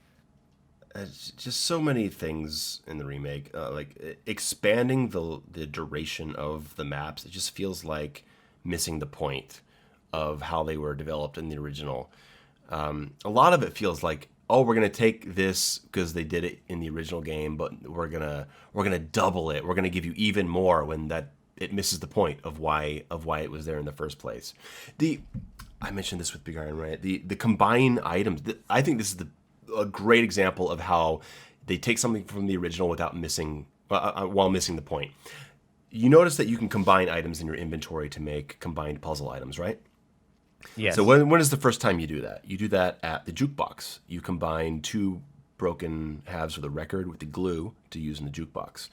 And Boulder, my favorite item-based puzzle in all of Silent Hill is Silent Hill 2's use of the wax bunny candle, In the prison, the yeah. lighter, and the horseshoe to create a handle in the floor prison door. Yeah. It's so cool, like, because it's not what you would expect to do. And you kind of have to think about it a little bit before you can actually figure out how you're going to move on. And this is where I feel like they've completely missed the point. Because what did you have to do? You had to open your inventory and you had to think, what am I going to use here? I have a candle and I have a lighter and I have a horseshoe. But you also have a bunch of other stuff in your inventory, right? And you have to like cycle through your inventory and be like, what am I going to combine? And it's the first time in the game that you have to combine three things. I don't know if you even have to combine three things in Silent Hill 1 or 3, but you have to combine three items. And I believe it's the first time in the entire game that you have to combine three items and not two. And so you have to actually think, well, how am I going to combine these things? And, oh, wow, I can combine three things, and you put them together and you solve that puzzle. And in the original, in the remake, what do? They have the combined system, but they separated your right, regular items into your key items. They're two different menus now. So when you go to combine something, it says, what would you like to combine? These items can be combined together. And what do you want to combine it with? You only have one other thing. So I guess you should combine it with the one other thing. And it's completely brain dead. Oh, man. Yeah, it felt a lot like you're picking up keys and here are the three keys, put the three keys together rather than, like you said, individual items. I never thought about individual items once through the No. entire remake playthrough. I was just like, all right, open the menu. Do these combine? Oh, okay, they do. I didn't even know what the hell I was combining, what it was. I'm like, this must work. So yeah, exactly. Boulder, did you realize the part where you finally find the canned juice, and instead of like having to realize that you need to take it back to the garbage chute, they just have a garbage chute right there in the same room. Uh, And you're like, oh yeah, okay, I'll just throw it down here. Mark, there's something you said in your video that's kind of stuck with me. Now I can't unsee it. You basically Good. described a lot of it as things are like an escape room, like the way they lay Yes. things out. Oh, that It was is. so good, man. What a great observation. Uh, Yeah, I remember last year I went to an escape room, and as I was in the escape room, I was thinking, this feels like I'm playing a modern game, but in real life. And then as I was playing Silent Hill 2 Remake, I was like, this feels like I'm in an escape room. It's like the exact same way because an escape room, they have a limited space, so they need to maximize that limited space by taking keys and breaking them Yeah. up and making them sequenced. And I think that's a similar thing here with these modern remakes where they're like, all right, we don't want to make more maps and more assets and more things. How do we maximize the floor space here? Yeah. Well, let's break it up with all these little sequences of keys and have keys of keys of keys. And breaking through a And- wall and having to crawl through a thing, or move a box Yeah. to come up and crawl through the window. And because when you look at the map, like bringing back to Brookhaven, like left side you had your office areas and the staircase, and right side you had the corridors with all the different rooms. And now it's that you look at the map and you're like, where did I even go? Where did Yes. I come from? Okay, so I started here, and that's a dead end, and then I crawled through a thing, and then I unlocked this door to move through, and then I broke a wall, and it's like, and you look at the map, now it and you feels can't like even I'm going see, through a reel. Yeah, I can't see where you're even going, where you're coming from. I feel like I'm going through it. an actual hospital. Yeah, and then Man. they all had like little things like the fact that to break a wall, you have to hit it 3 times instead of just letting you break it in one hit or even making you break it in the first place. There's a lot of those types of things that modern games do where they'll just add a few extra steps to things to make it, I don't know if it's just for pure padding or to make it feel like it's more engaging than it is. You know what, Mark? I thought that it was originally a really cute idea because, I'm not going to say the original Silent Hill 2 is perfect. There's things that are not great. Okay, and I think it is fucked up that when you fall down out of the prison and then you end up in that circular little well that you actually have to randomly swing Oh your yeah. pipe. Like most, how would anyone even know to do that unless they've been there for 20 minutes and out of desperation they start swinging the pipe? Okay, I guess that is kind of like thematically cool, but it is a video game. Come on. So I thought it was cool that early on I had to break through a wall, and I was like, wow, that's actually a really cool way of setting up far later that I need to think and break through the wall in Oh the yeah. well area. I was like, that's smart. But then they did it 30 times. Oh Uh, yeah. It just is it's like opening a door, yeah. basically. What if It's it had just an happened? average part of the level design. What if it had happened twice, where you had to break through a wall and then you ended up in the well and you're like, oh shit, maybe I can break through the wall. That would have been really smart. But no, they just used it as something to pad out the experience. Yeah. So some of those tricks, yeah, break the wall, shimmy through it. Like, from what I understand, and I brought this up in my video, is a lot of people do think, call it the Unreal Engine shimmy, right? You go through a narrow pathway. The Callisto shimmy. Yeah, basically. And a lot of it people think is for masking load times, which it is to an extent, but for a number of cases, it's also to keep the player moving forward and can't go back. There are some cases in Silent Hill 2 Remake where you shimmy through a wall and then it like crumbles behind you, so you can't go back. But like, unless they were doing so for like masking loadings or whatever, like I totally thought it's like, well, you could have pretty much, you know, kept all these out. Then you wouldn't need all the white cloth everywhere, which, again, better than yellow paint, but it's still I want my yellow paint. How am I supposed to know where to go without giant trails of yellow paint telling me where to go? where am I supposed to go, dude? What am I supposed to do? Well, you know You what? have it. Maybe if we had fixed camera angles that drew Yeah. the attention of the player towards where they should be moving, we wouldn't need fucking yellow paint and white circles and indicators all over the Oh my screen. god. I You feel what? And like the thing is, artistically that's just the level designers and artists, that's them giving up. They're like, how do we make the level design naturally visually convey paths? They're like, well, we need to fill it with a bunch of random stuff to make it seem AAA. I don't know. Draw yellow paint and they'll follow that. That totally will work.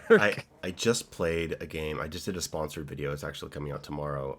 It's on Forgive Me Father 2, indie shooter.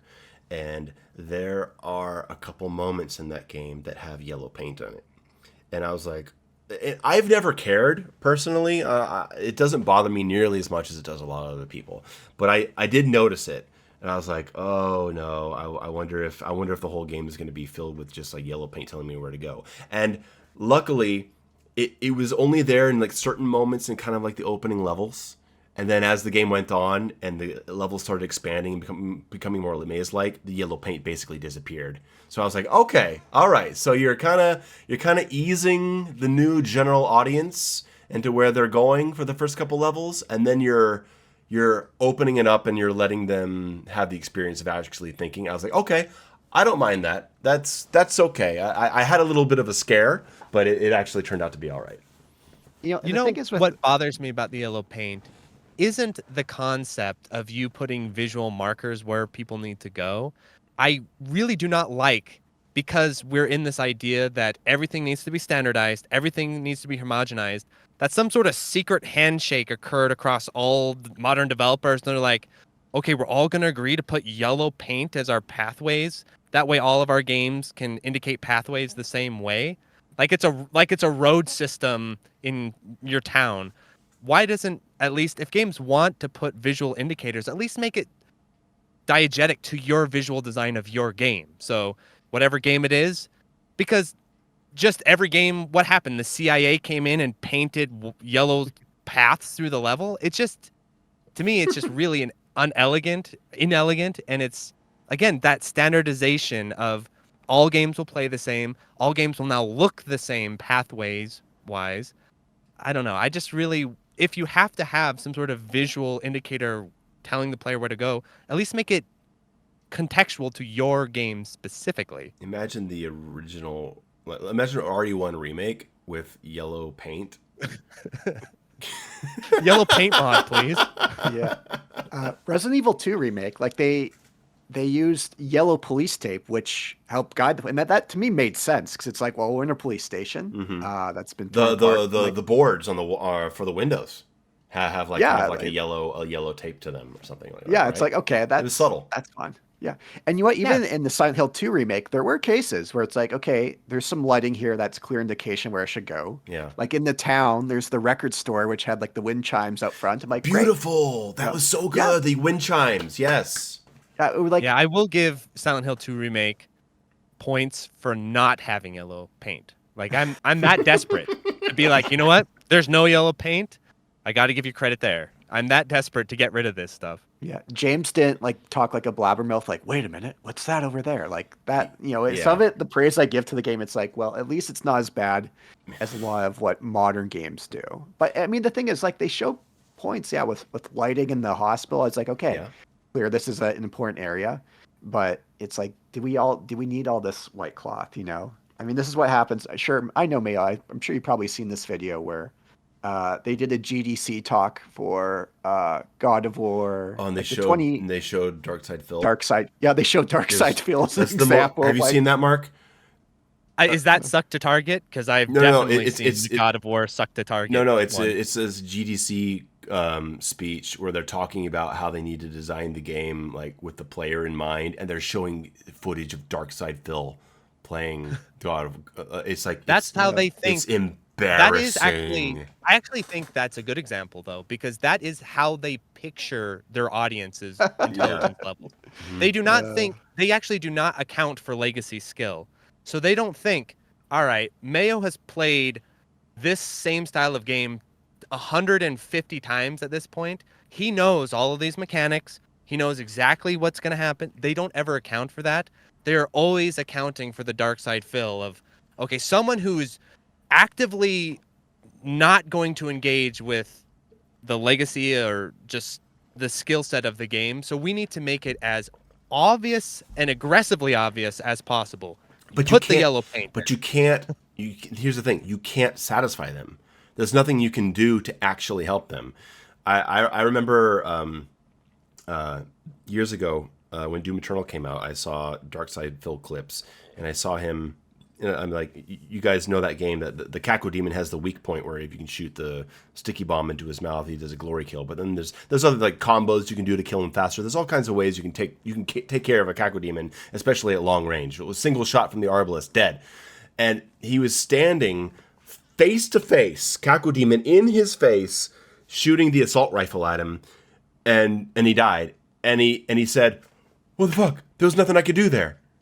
And that kind of mentality, it doesn't matter how many fail safes you put in the game, that player is going to fall. There's nothing you can do to help them. And you just make the experience worse for so many other people by trying to help them.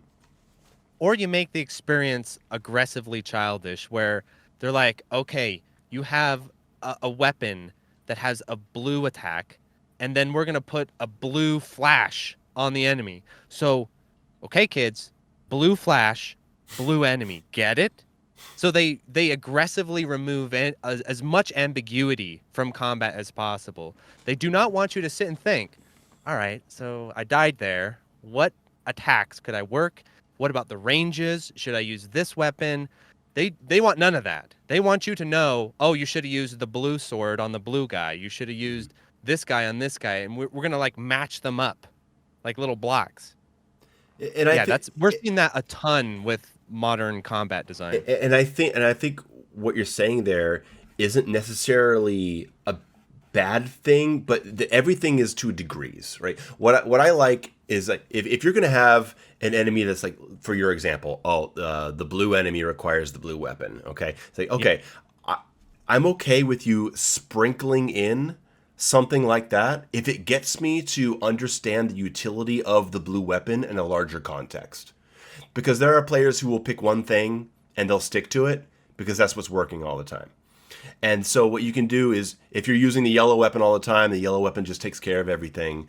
And but then you have the blue enemy that's like, hey, try the blue weapon and we're going to make you use the blue weapon a little bit. And then you start realizing, oh, wait, the blue weapon is doing this, I could try using the blue weapon in these other contexts as well. If it gets you to be interested and learn about the larger and deeper aspects of combat design, I'm okay with enemies quote unquote forcing you to use a specific tactic. But what I don't want is an entire game based on that. And Well, a lot of that's this, where you end up playing into just the dumb A or B, A or B, A or B. yeah. Well, a lot of this comes back to the difference between how games are designed and programmed now, where I actually really agree in the point of, and something like modern arcade games I really encourage is you want to visually communicate with your player the properties of attacks, the properties of weapons. You want them to understand that visually, but what you want is you want to have actually natural, distinct differences between weapon types. A classic is the difference between a machine gun and a shotgun. They have different natural uh, uses and properties. So what you want is you actually want the game's combat to revolve around the natural differences between these weapons, and then just use visual language to communicate these natural differences to the player. But what happens with modern design is they don't build in natural differences between weapons. They'll just put, this is blue sword, this is red sword.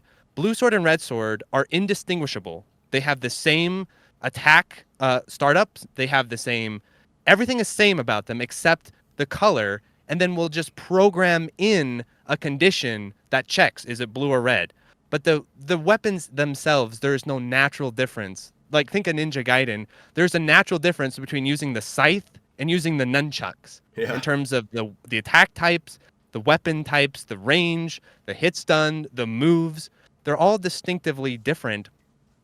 But you could put in some sort of visual language that when you're getting attacked by a bunch of the little fish guys, that would kind of hint to you, maybe the nunchucks might be good here. But that's a little bit different than what modern games do, where they just present you with a scenario where there is actually no meaningful difference between one weapon type and another in the actual design, but they just make it a conditional check. Oh, it's blue. Okay, it's going to work. Oh, it's red. It's not going to work. Well, guys, it's been almost 2 hours at this point. I would. One last thing I wanted to bring up about Silent Hill is Boulder. You mentioned in your video about the difference in the intro sequence because of the change in camera angle. I was wondering if you could go into that a little more. Yeah. So you mean specifically like the descent into Silent Hill? Yeah, because I didn't necessarily notice it myself the first time, but when I went back and I was showing a friend, I was like, "Hey, I want you to check out the Silent Hill 2." And I started playing the intro sequence, and I was like, "Wow, yeah, I am just holding up and just running, and there's not nearly as much to appreciate." And like and I'll let you get into it about how they used that to teach you the controls. Yeah, well, even just, I guess my main point I made about the intro was it was actually more around the fog. Like, in the original Silent Hill 2, it very much felt like with the density of the fog and the camera angles, it's like when you make that descent from the parking lot, like there's no turning back. Like James can't just meander back up the hill and, leave or whatever. And that's compared to the remake where it's like, there are points during the remake where they up the fog density. Like when you there's that bit where you had just before the apartments where like a bunch of enemies start to appear. Yeah, that's great. Like that. I'm like, you know what? But when you first descend into town, it's like it just feels like you're going into the forest on like a somewhat foggy day. Like if James just wanted, also I guess with the camera angles too, if James just wanted to turn around and go back, it's like no big deal. And that's, dude, it's one of those things that makes such a huge difference where it's like, well, it just kind of puts so much more emphasis on like, there really is no turning back. Like this is time for James to... Did it bother you how clearly you could see the lying figure in the fog the first time you saw it? Oh yeah. Just kind of like, oh, well, of course, like, it's so obviously a monster. Then he's like, what was that? I'm like, well, he was a monster, dude. In the original, it's like, it's kind of far off. It walks into the fog. You're like, what was that? you're not quite sure. Yeah, it's obviously something that's Yeah, the off. fog density was a little bit off. Well, guys, Uh-huh. we could go on forever about this stuff. Yeah, I was curious about what you had to say about how the Hmm. intro was. The introduction of the forest section was so good in the original because Yeah. the people need to get used to how the camera moves and how the movement of the character is, and so they give you that long sequence in the much like in the original Resident Evil, where they let you walk around the dining room first to get used to the tank controls and how the fixed Hmm. camera angles work, as opposed to Resident Evil 2, where it's just like, oh my god, you're in the street and there's 7 zombies, die. Yeah. But yeah, Boulder, what now did you think now it's the about? same sequence, but it's without the context of needing to learn the controls and the camera. So it's just 2 minutes of running straight through the fog, which doesn't have the same effect. Boulder, what did you think about in the remake not starting with the shot of looking in the mirror in the bathroom? I always really liked how in the original it starts with James looking in the mirror in the bathroom, and then you walk out, and then in the remake you just start in the parking lot. I don't know. To me, What? Wait, I what do you? didn't make it's not No, a big deal, but no, I you kind of don't. liked You the start originals. looking at their hands and you have the mirror shot. What do you Trying to mean? remember he does look into the mirror in the remake, but It's a cutscene Yeah, in it's a the but in it's cutscene. the it first starts, isn't it? I'm trying to remember now. I think it starts with him looking at his hands, like the shot is on his hands in the remake, like he's washing them, and then it cuts up to the face, and then the original it's starts with him looking right in the mirror. Um, Well, all of that there's in the remake is a cutscene. So if you skip that, you just are standing in the parking lot. In the original uh, game, you actually start gameplay wise Right. You start in the looking at yourself oh, in bathroom. you the mirror. start in the bathroom itself You before, yeah. start in the mirror in the bathroom. Yeah. Yeah. That I read. That's interesting to point out. And there's also one bit too in the original where James kind of looks up and he kind of sighs, which they didn't include as well. But you're right. He doesn't. You don't start in the. Nope, Are we not sure about gameplay that? wise. I'm 100% sure because I Okay. skip all the cutscenes. So I'm starting the game and I'm just standing in the parking lot. I'm like, why am I in the parking lot? And then I walk back into the bathroom just to see if it's there. I'm like, oh, there's the bathroom. But in the original game, you start in gameplay wise, it's that with the pre fixed camera angles, it is a special camera angle of you looking at yourself in the mirror. It's like an actual Yeah. in-game camera angle, which I thought was Hmm. really cool. Yeah. Uh, No. It's there's so many like little all those little things when it comes to fixed cameras that get lost in the shuffle. Like if we're talking remakes, if they remake the first Silent Hill, that first scene where Harry goes down the alleyway. That's one of my favorite oh uses of fixed man, camera, where it's it's like, so good. It's so good. They meticulously recreated it in the movie. That's how important the camera was to those games. do you Yeah. imagine that in the remake if it's just like, Walking all right, well, forward. let's go over the shoulder. Oh god, it's gonna be so Or it fucking might be one of bad. those cases like, some games will throw a bone and like have a little section where it's fixed camera.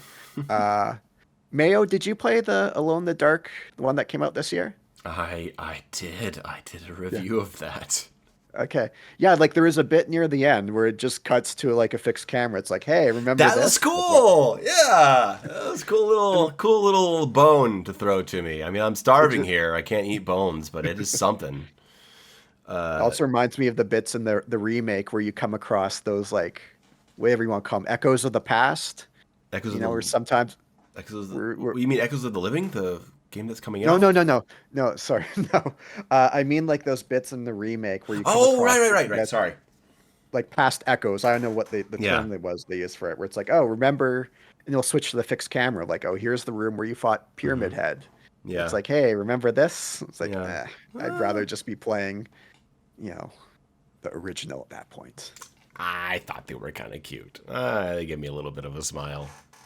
Some of it was more like I'm okay with them including it if they just left it as is instead of, you Yeah, because click I on just it, it kind of brings noticed you. that was the Pyramid Head room. Like, I Yeah, don't I was need like, to oh, cool. actually know have it be shown to me. I just realized, oh shit, this is that space. Okay, I thought that was cool. Or like, here's the original coin puzzle. It's like they could have just left it on the ground and be Yeah. like, oh, cool. As opposed to like, remember that? Hey. Yeah. But there's also that theory of like, some people point out it might be like James has been looping through this over and over, Get which, the fuck eh. out of here. I don't even want to hear it. I don't want to hear it. That sounds like downpour mailman nonsense. All right? I don't want to hear it. Oh, downpour. Oh, Oh, is the downpour. theory? This sounds kind of interesting to me. I'm not gonna lie. Is the theory that the multiple endings of Silent Hill are like diegetic to the story, and he's actually gonna experience them all, or something? Or what's the theory exactly? Or maybe I think it's like he hasn't come to terms with what he's done, so that's why, the you see these, like the coin puzzle, the old That coin he's puzzle been here crosswords. before, that he's already done Yeah. this, and now it's a different experience because he's stuck here. I find that so far less interesting than just like he's gone through the story and he lives with how he ends that story. Like, Right. are you gonna tell That's me like that like the oh Groundhog Day stuff. yeah, you're gonna Yeah. tell me that he ends with the Maria ending, and because that's like a bad, fucked up ending, that like he walks out with Mary and with Maria, and then loses his memory again, and then has to go through it again until he gets it right. No, no, fuck that. That's not what this is about. Oh Yeah, no, that's just looping that's does just not work. that's just an obnoxious way of looking at how this actual story is. Guys, how about we end on a positive note? Why don't you guys tell me what Sure. games that you are looking forward to this year or next year? Uh-huh. Sure. I'm gonna have to look it up because I can't think of one. Oh my God. Give me a second. So I do have one, and this does tie back to Silent Hill, but in a different way. Uh, very curious about it is a game called Slitterhead, which comes out Yes, Slitterhead.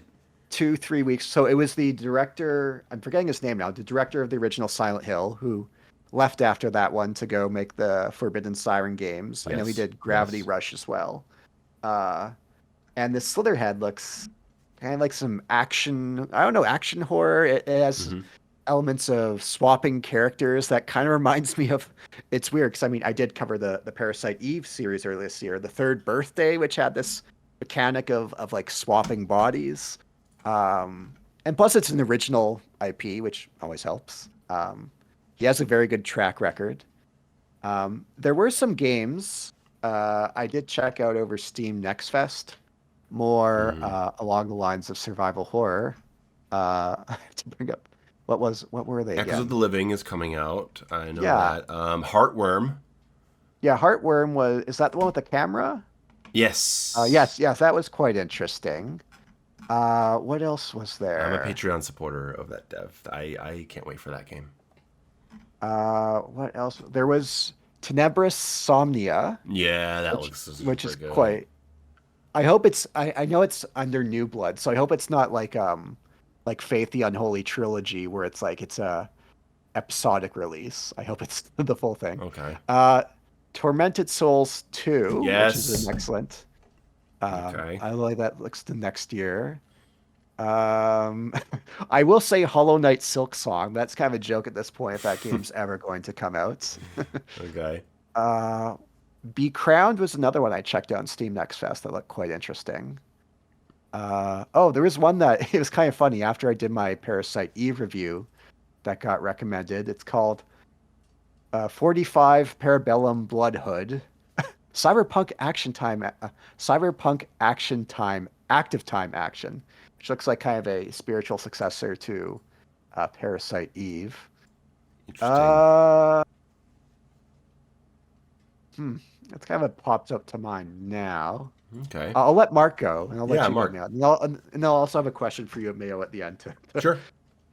But Okay, yeah. well, this is just the game that I sit around and I sacrifice uh, to the gods, hoping I will see at some point here soon because there's lots of hints for it. But the game I would say that I'm really hoping to see soon is Virtua Fighter 6.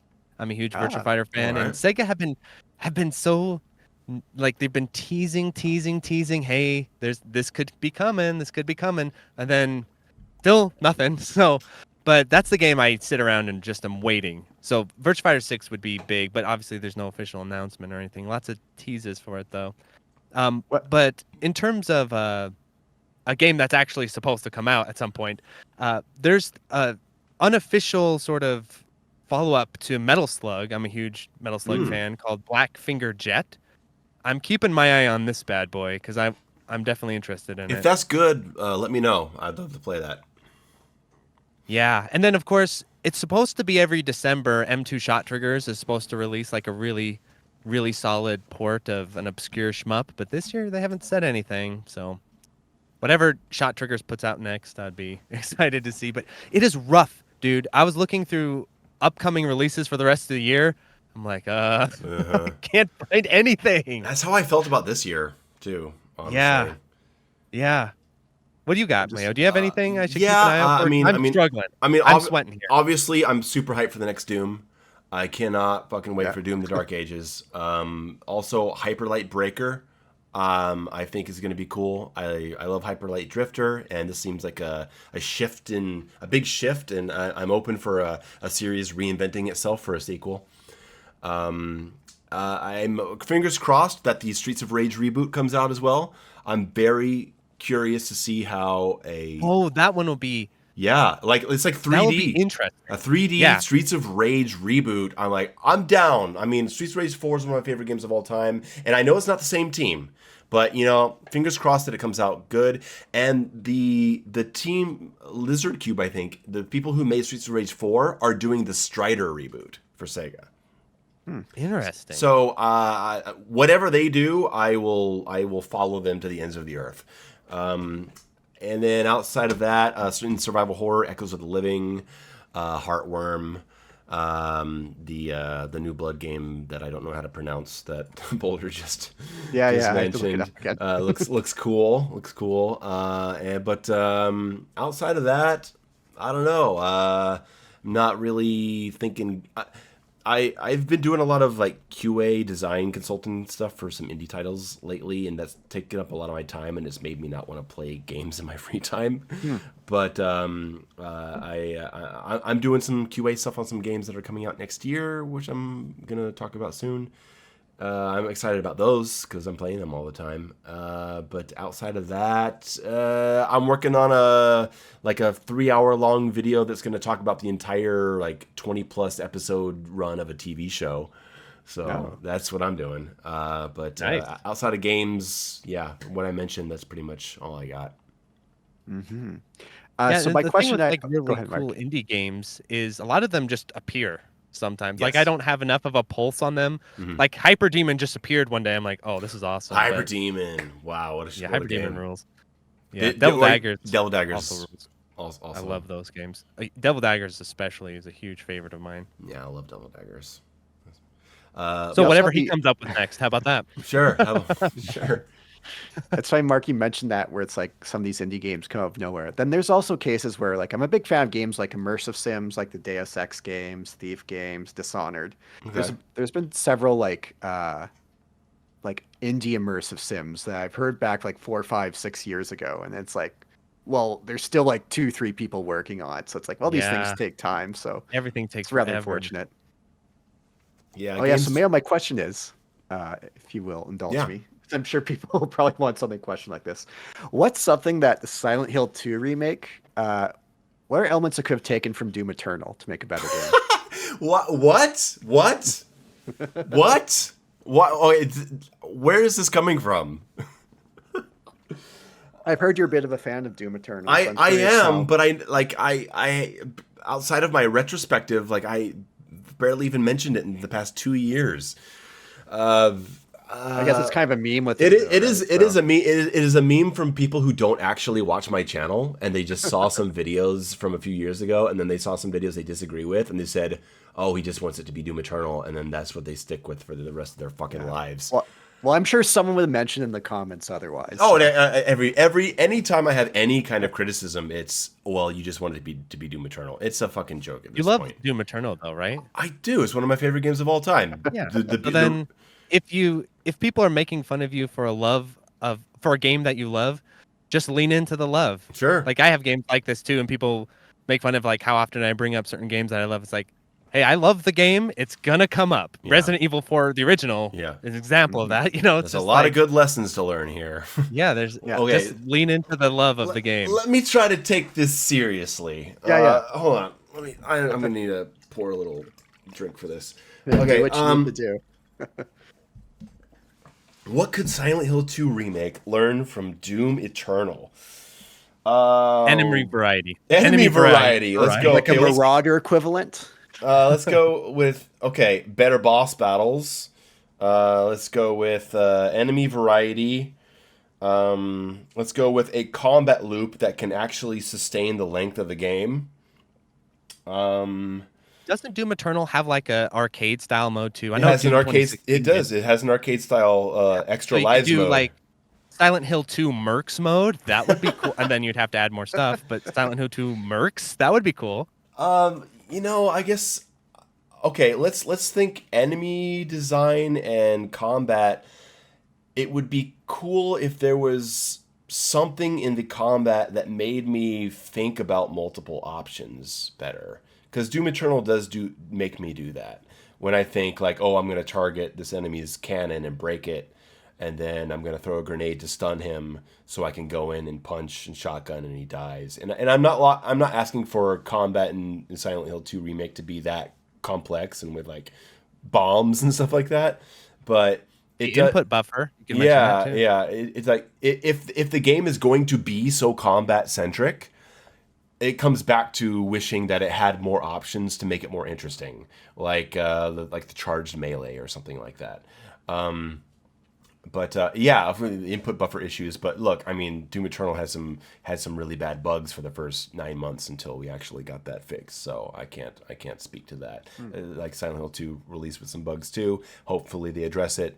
I'm not even sure how aware they are of what those problems are, though. Someone needs to make a video specifically about them. Because that's what happened with Doom Eternal. Doom Eternal had some really bad bugs for 9 months until I made a video about the bugs. And then they said, shit, we need to fix this. And I got recruited onto the NDA bug team to actually test the game and fix it. So, What were those bugs? chainsaw no target, hitting chainsaw and it not connecting to an enemy, saying there was no target instead of there actually being one in front of you.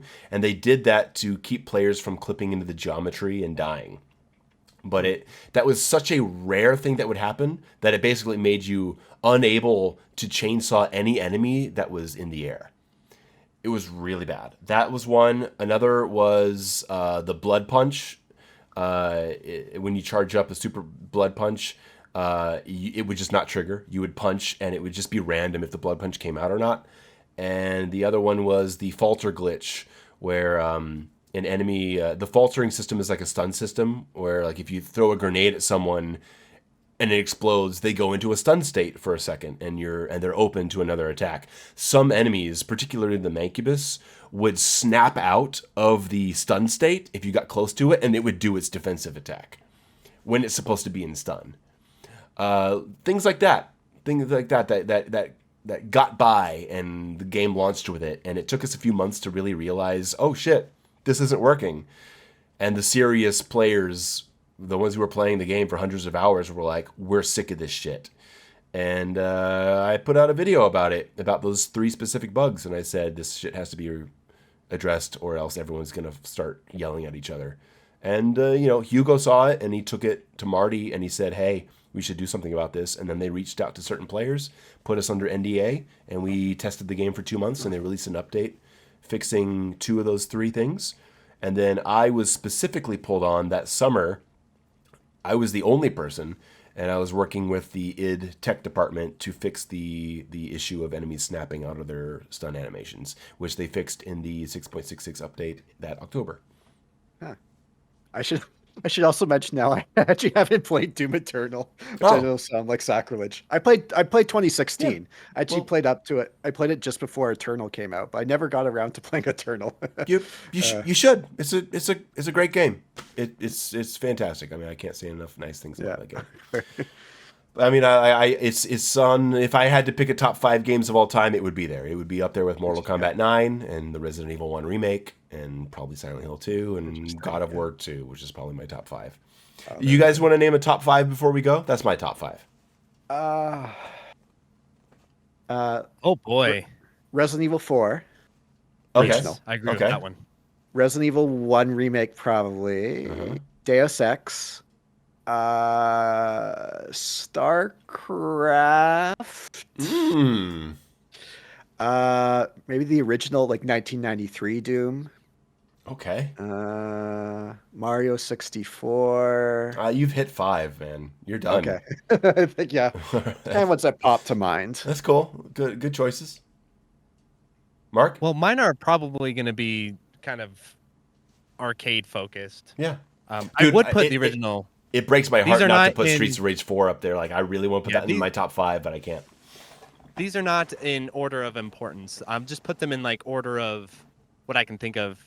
So Resi 4, the original, definitely is in my top 5, and then I would put Final Fight in my top 5 because that Oh! established the entire foundation of beat 'em up design as we know it today. An Even though amazing even games. though it came out after Double Dragon? It's way better than Double No, no, it Dragon. is. It establishes the significantly better. it totally, yeah. I mean, Double Dragon compared to Final Fight, yeah, okay. Anyway, it's significantly better. You gotta put Street Fighter 2 in there. Mm-hmm. I'm not the biggest Street Fighter head, but it's such an important game in the fighting game genre. And then I'm gonna put Virtua Fighter 4 Evolution. Oh, How many have I nice. got? And then of course Dodonpachi and Battle Garega. I'll put those in there, and I think I'm run out of them. Okay. But, yes. That's a cool compilation list. Guys, thank you so much for joining. And thank you to all the listeners who have stayed with us this long. We hope you've enjoyed it. Please follow Mark at the Electric Underground. Please follow Boulder, obviously, at Boulder Punch. You guys probably already know his stuff. Check out their Silent Hill 2 reviews. If you've only seen mine, make sure you see theirs. They go through some really interesting perspectives. Check out the rest of their content. We all agree on certain things. We disagree on others. It's good to hear a variety of views on these topics that we care so much about. And to you, gentlemen, I want to thank you for spending the last 2+ hours with me and having some just really fun and informative discussion. Mm-hmm. Yeah, thanks for having Yeah, it was us. a great time. I had a lot of fun. Hell yeah. Okay, everyone. Thank you so much again for listening. And links will be in the description. And see you in the next interview. Bye.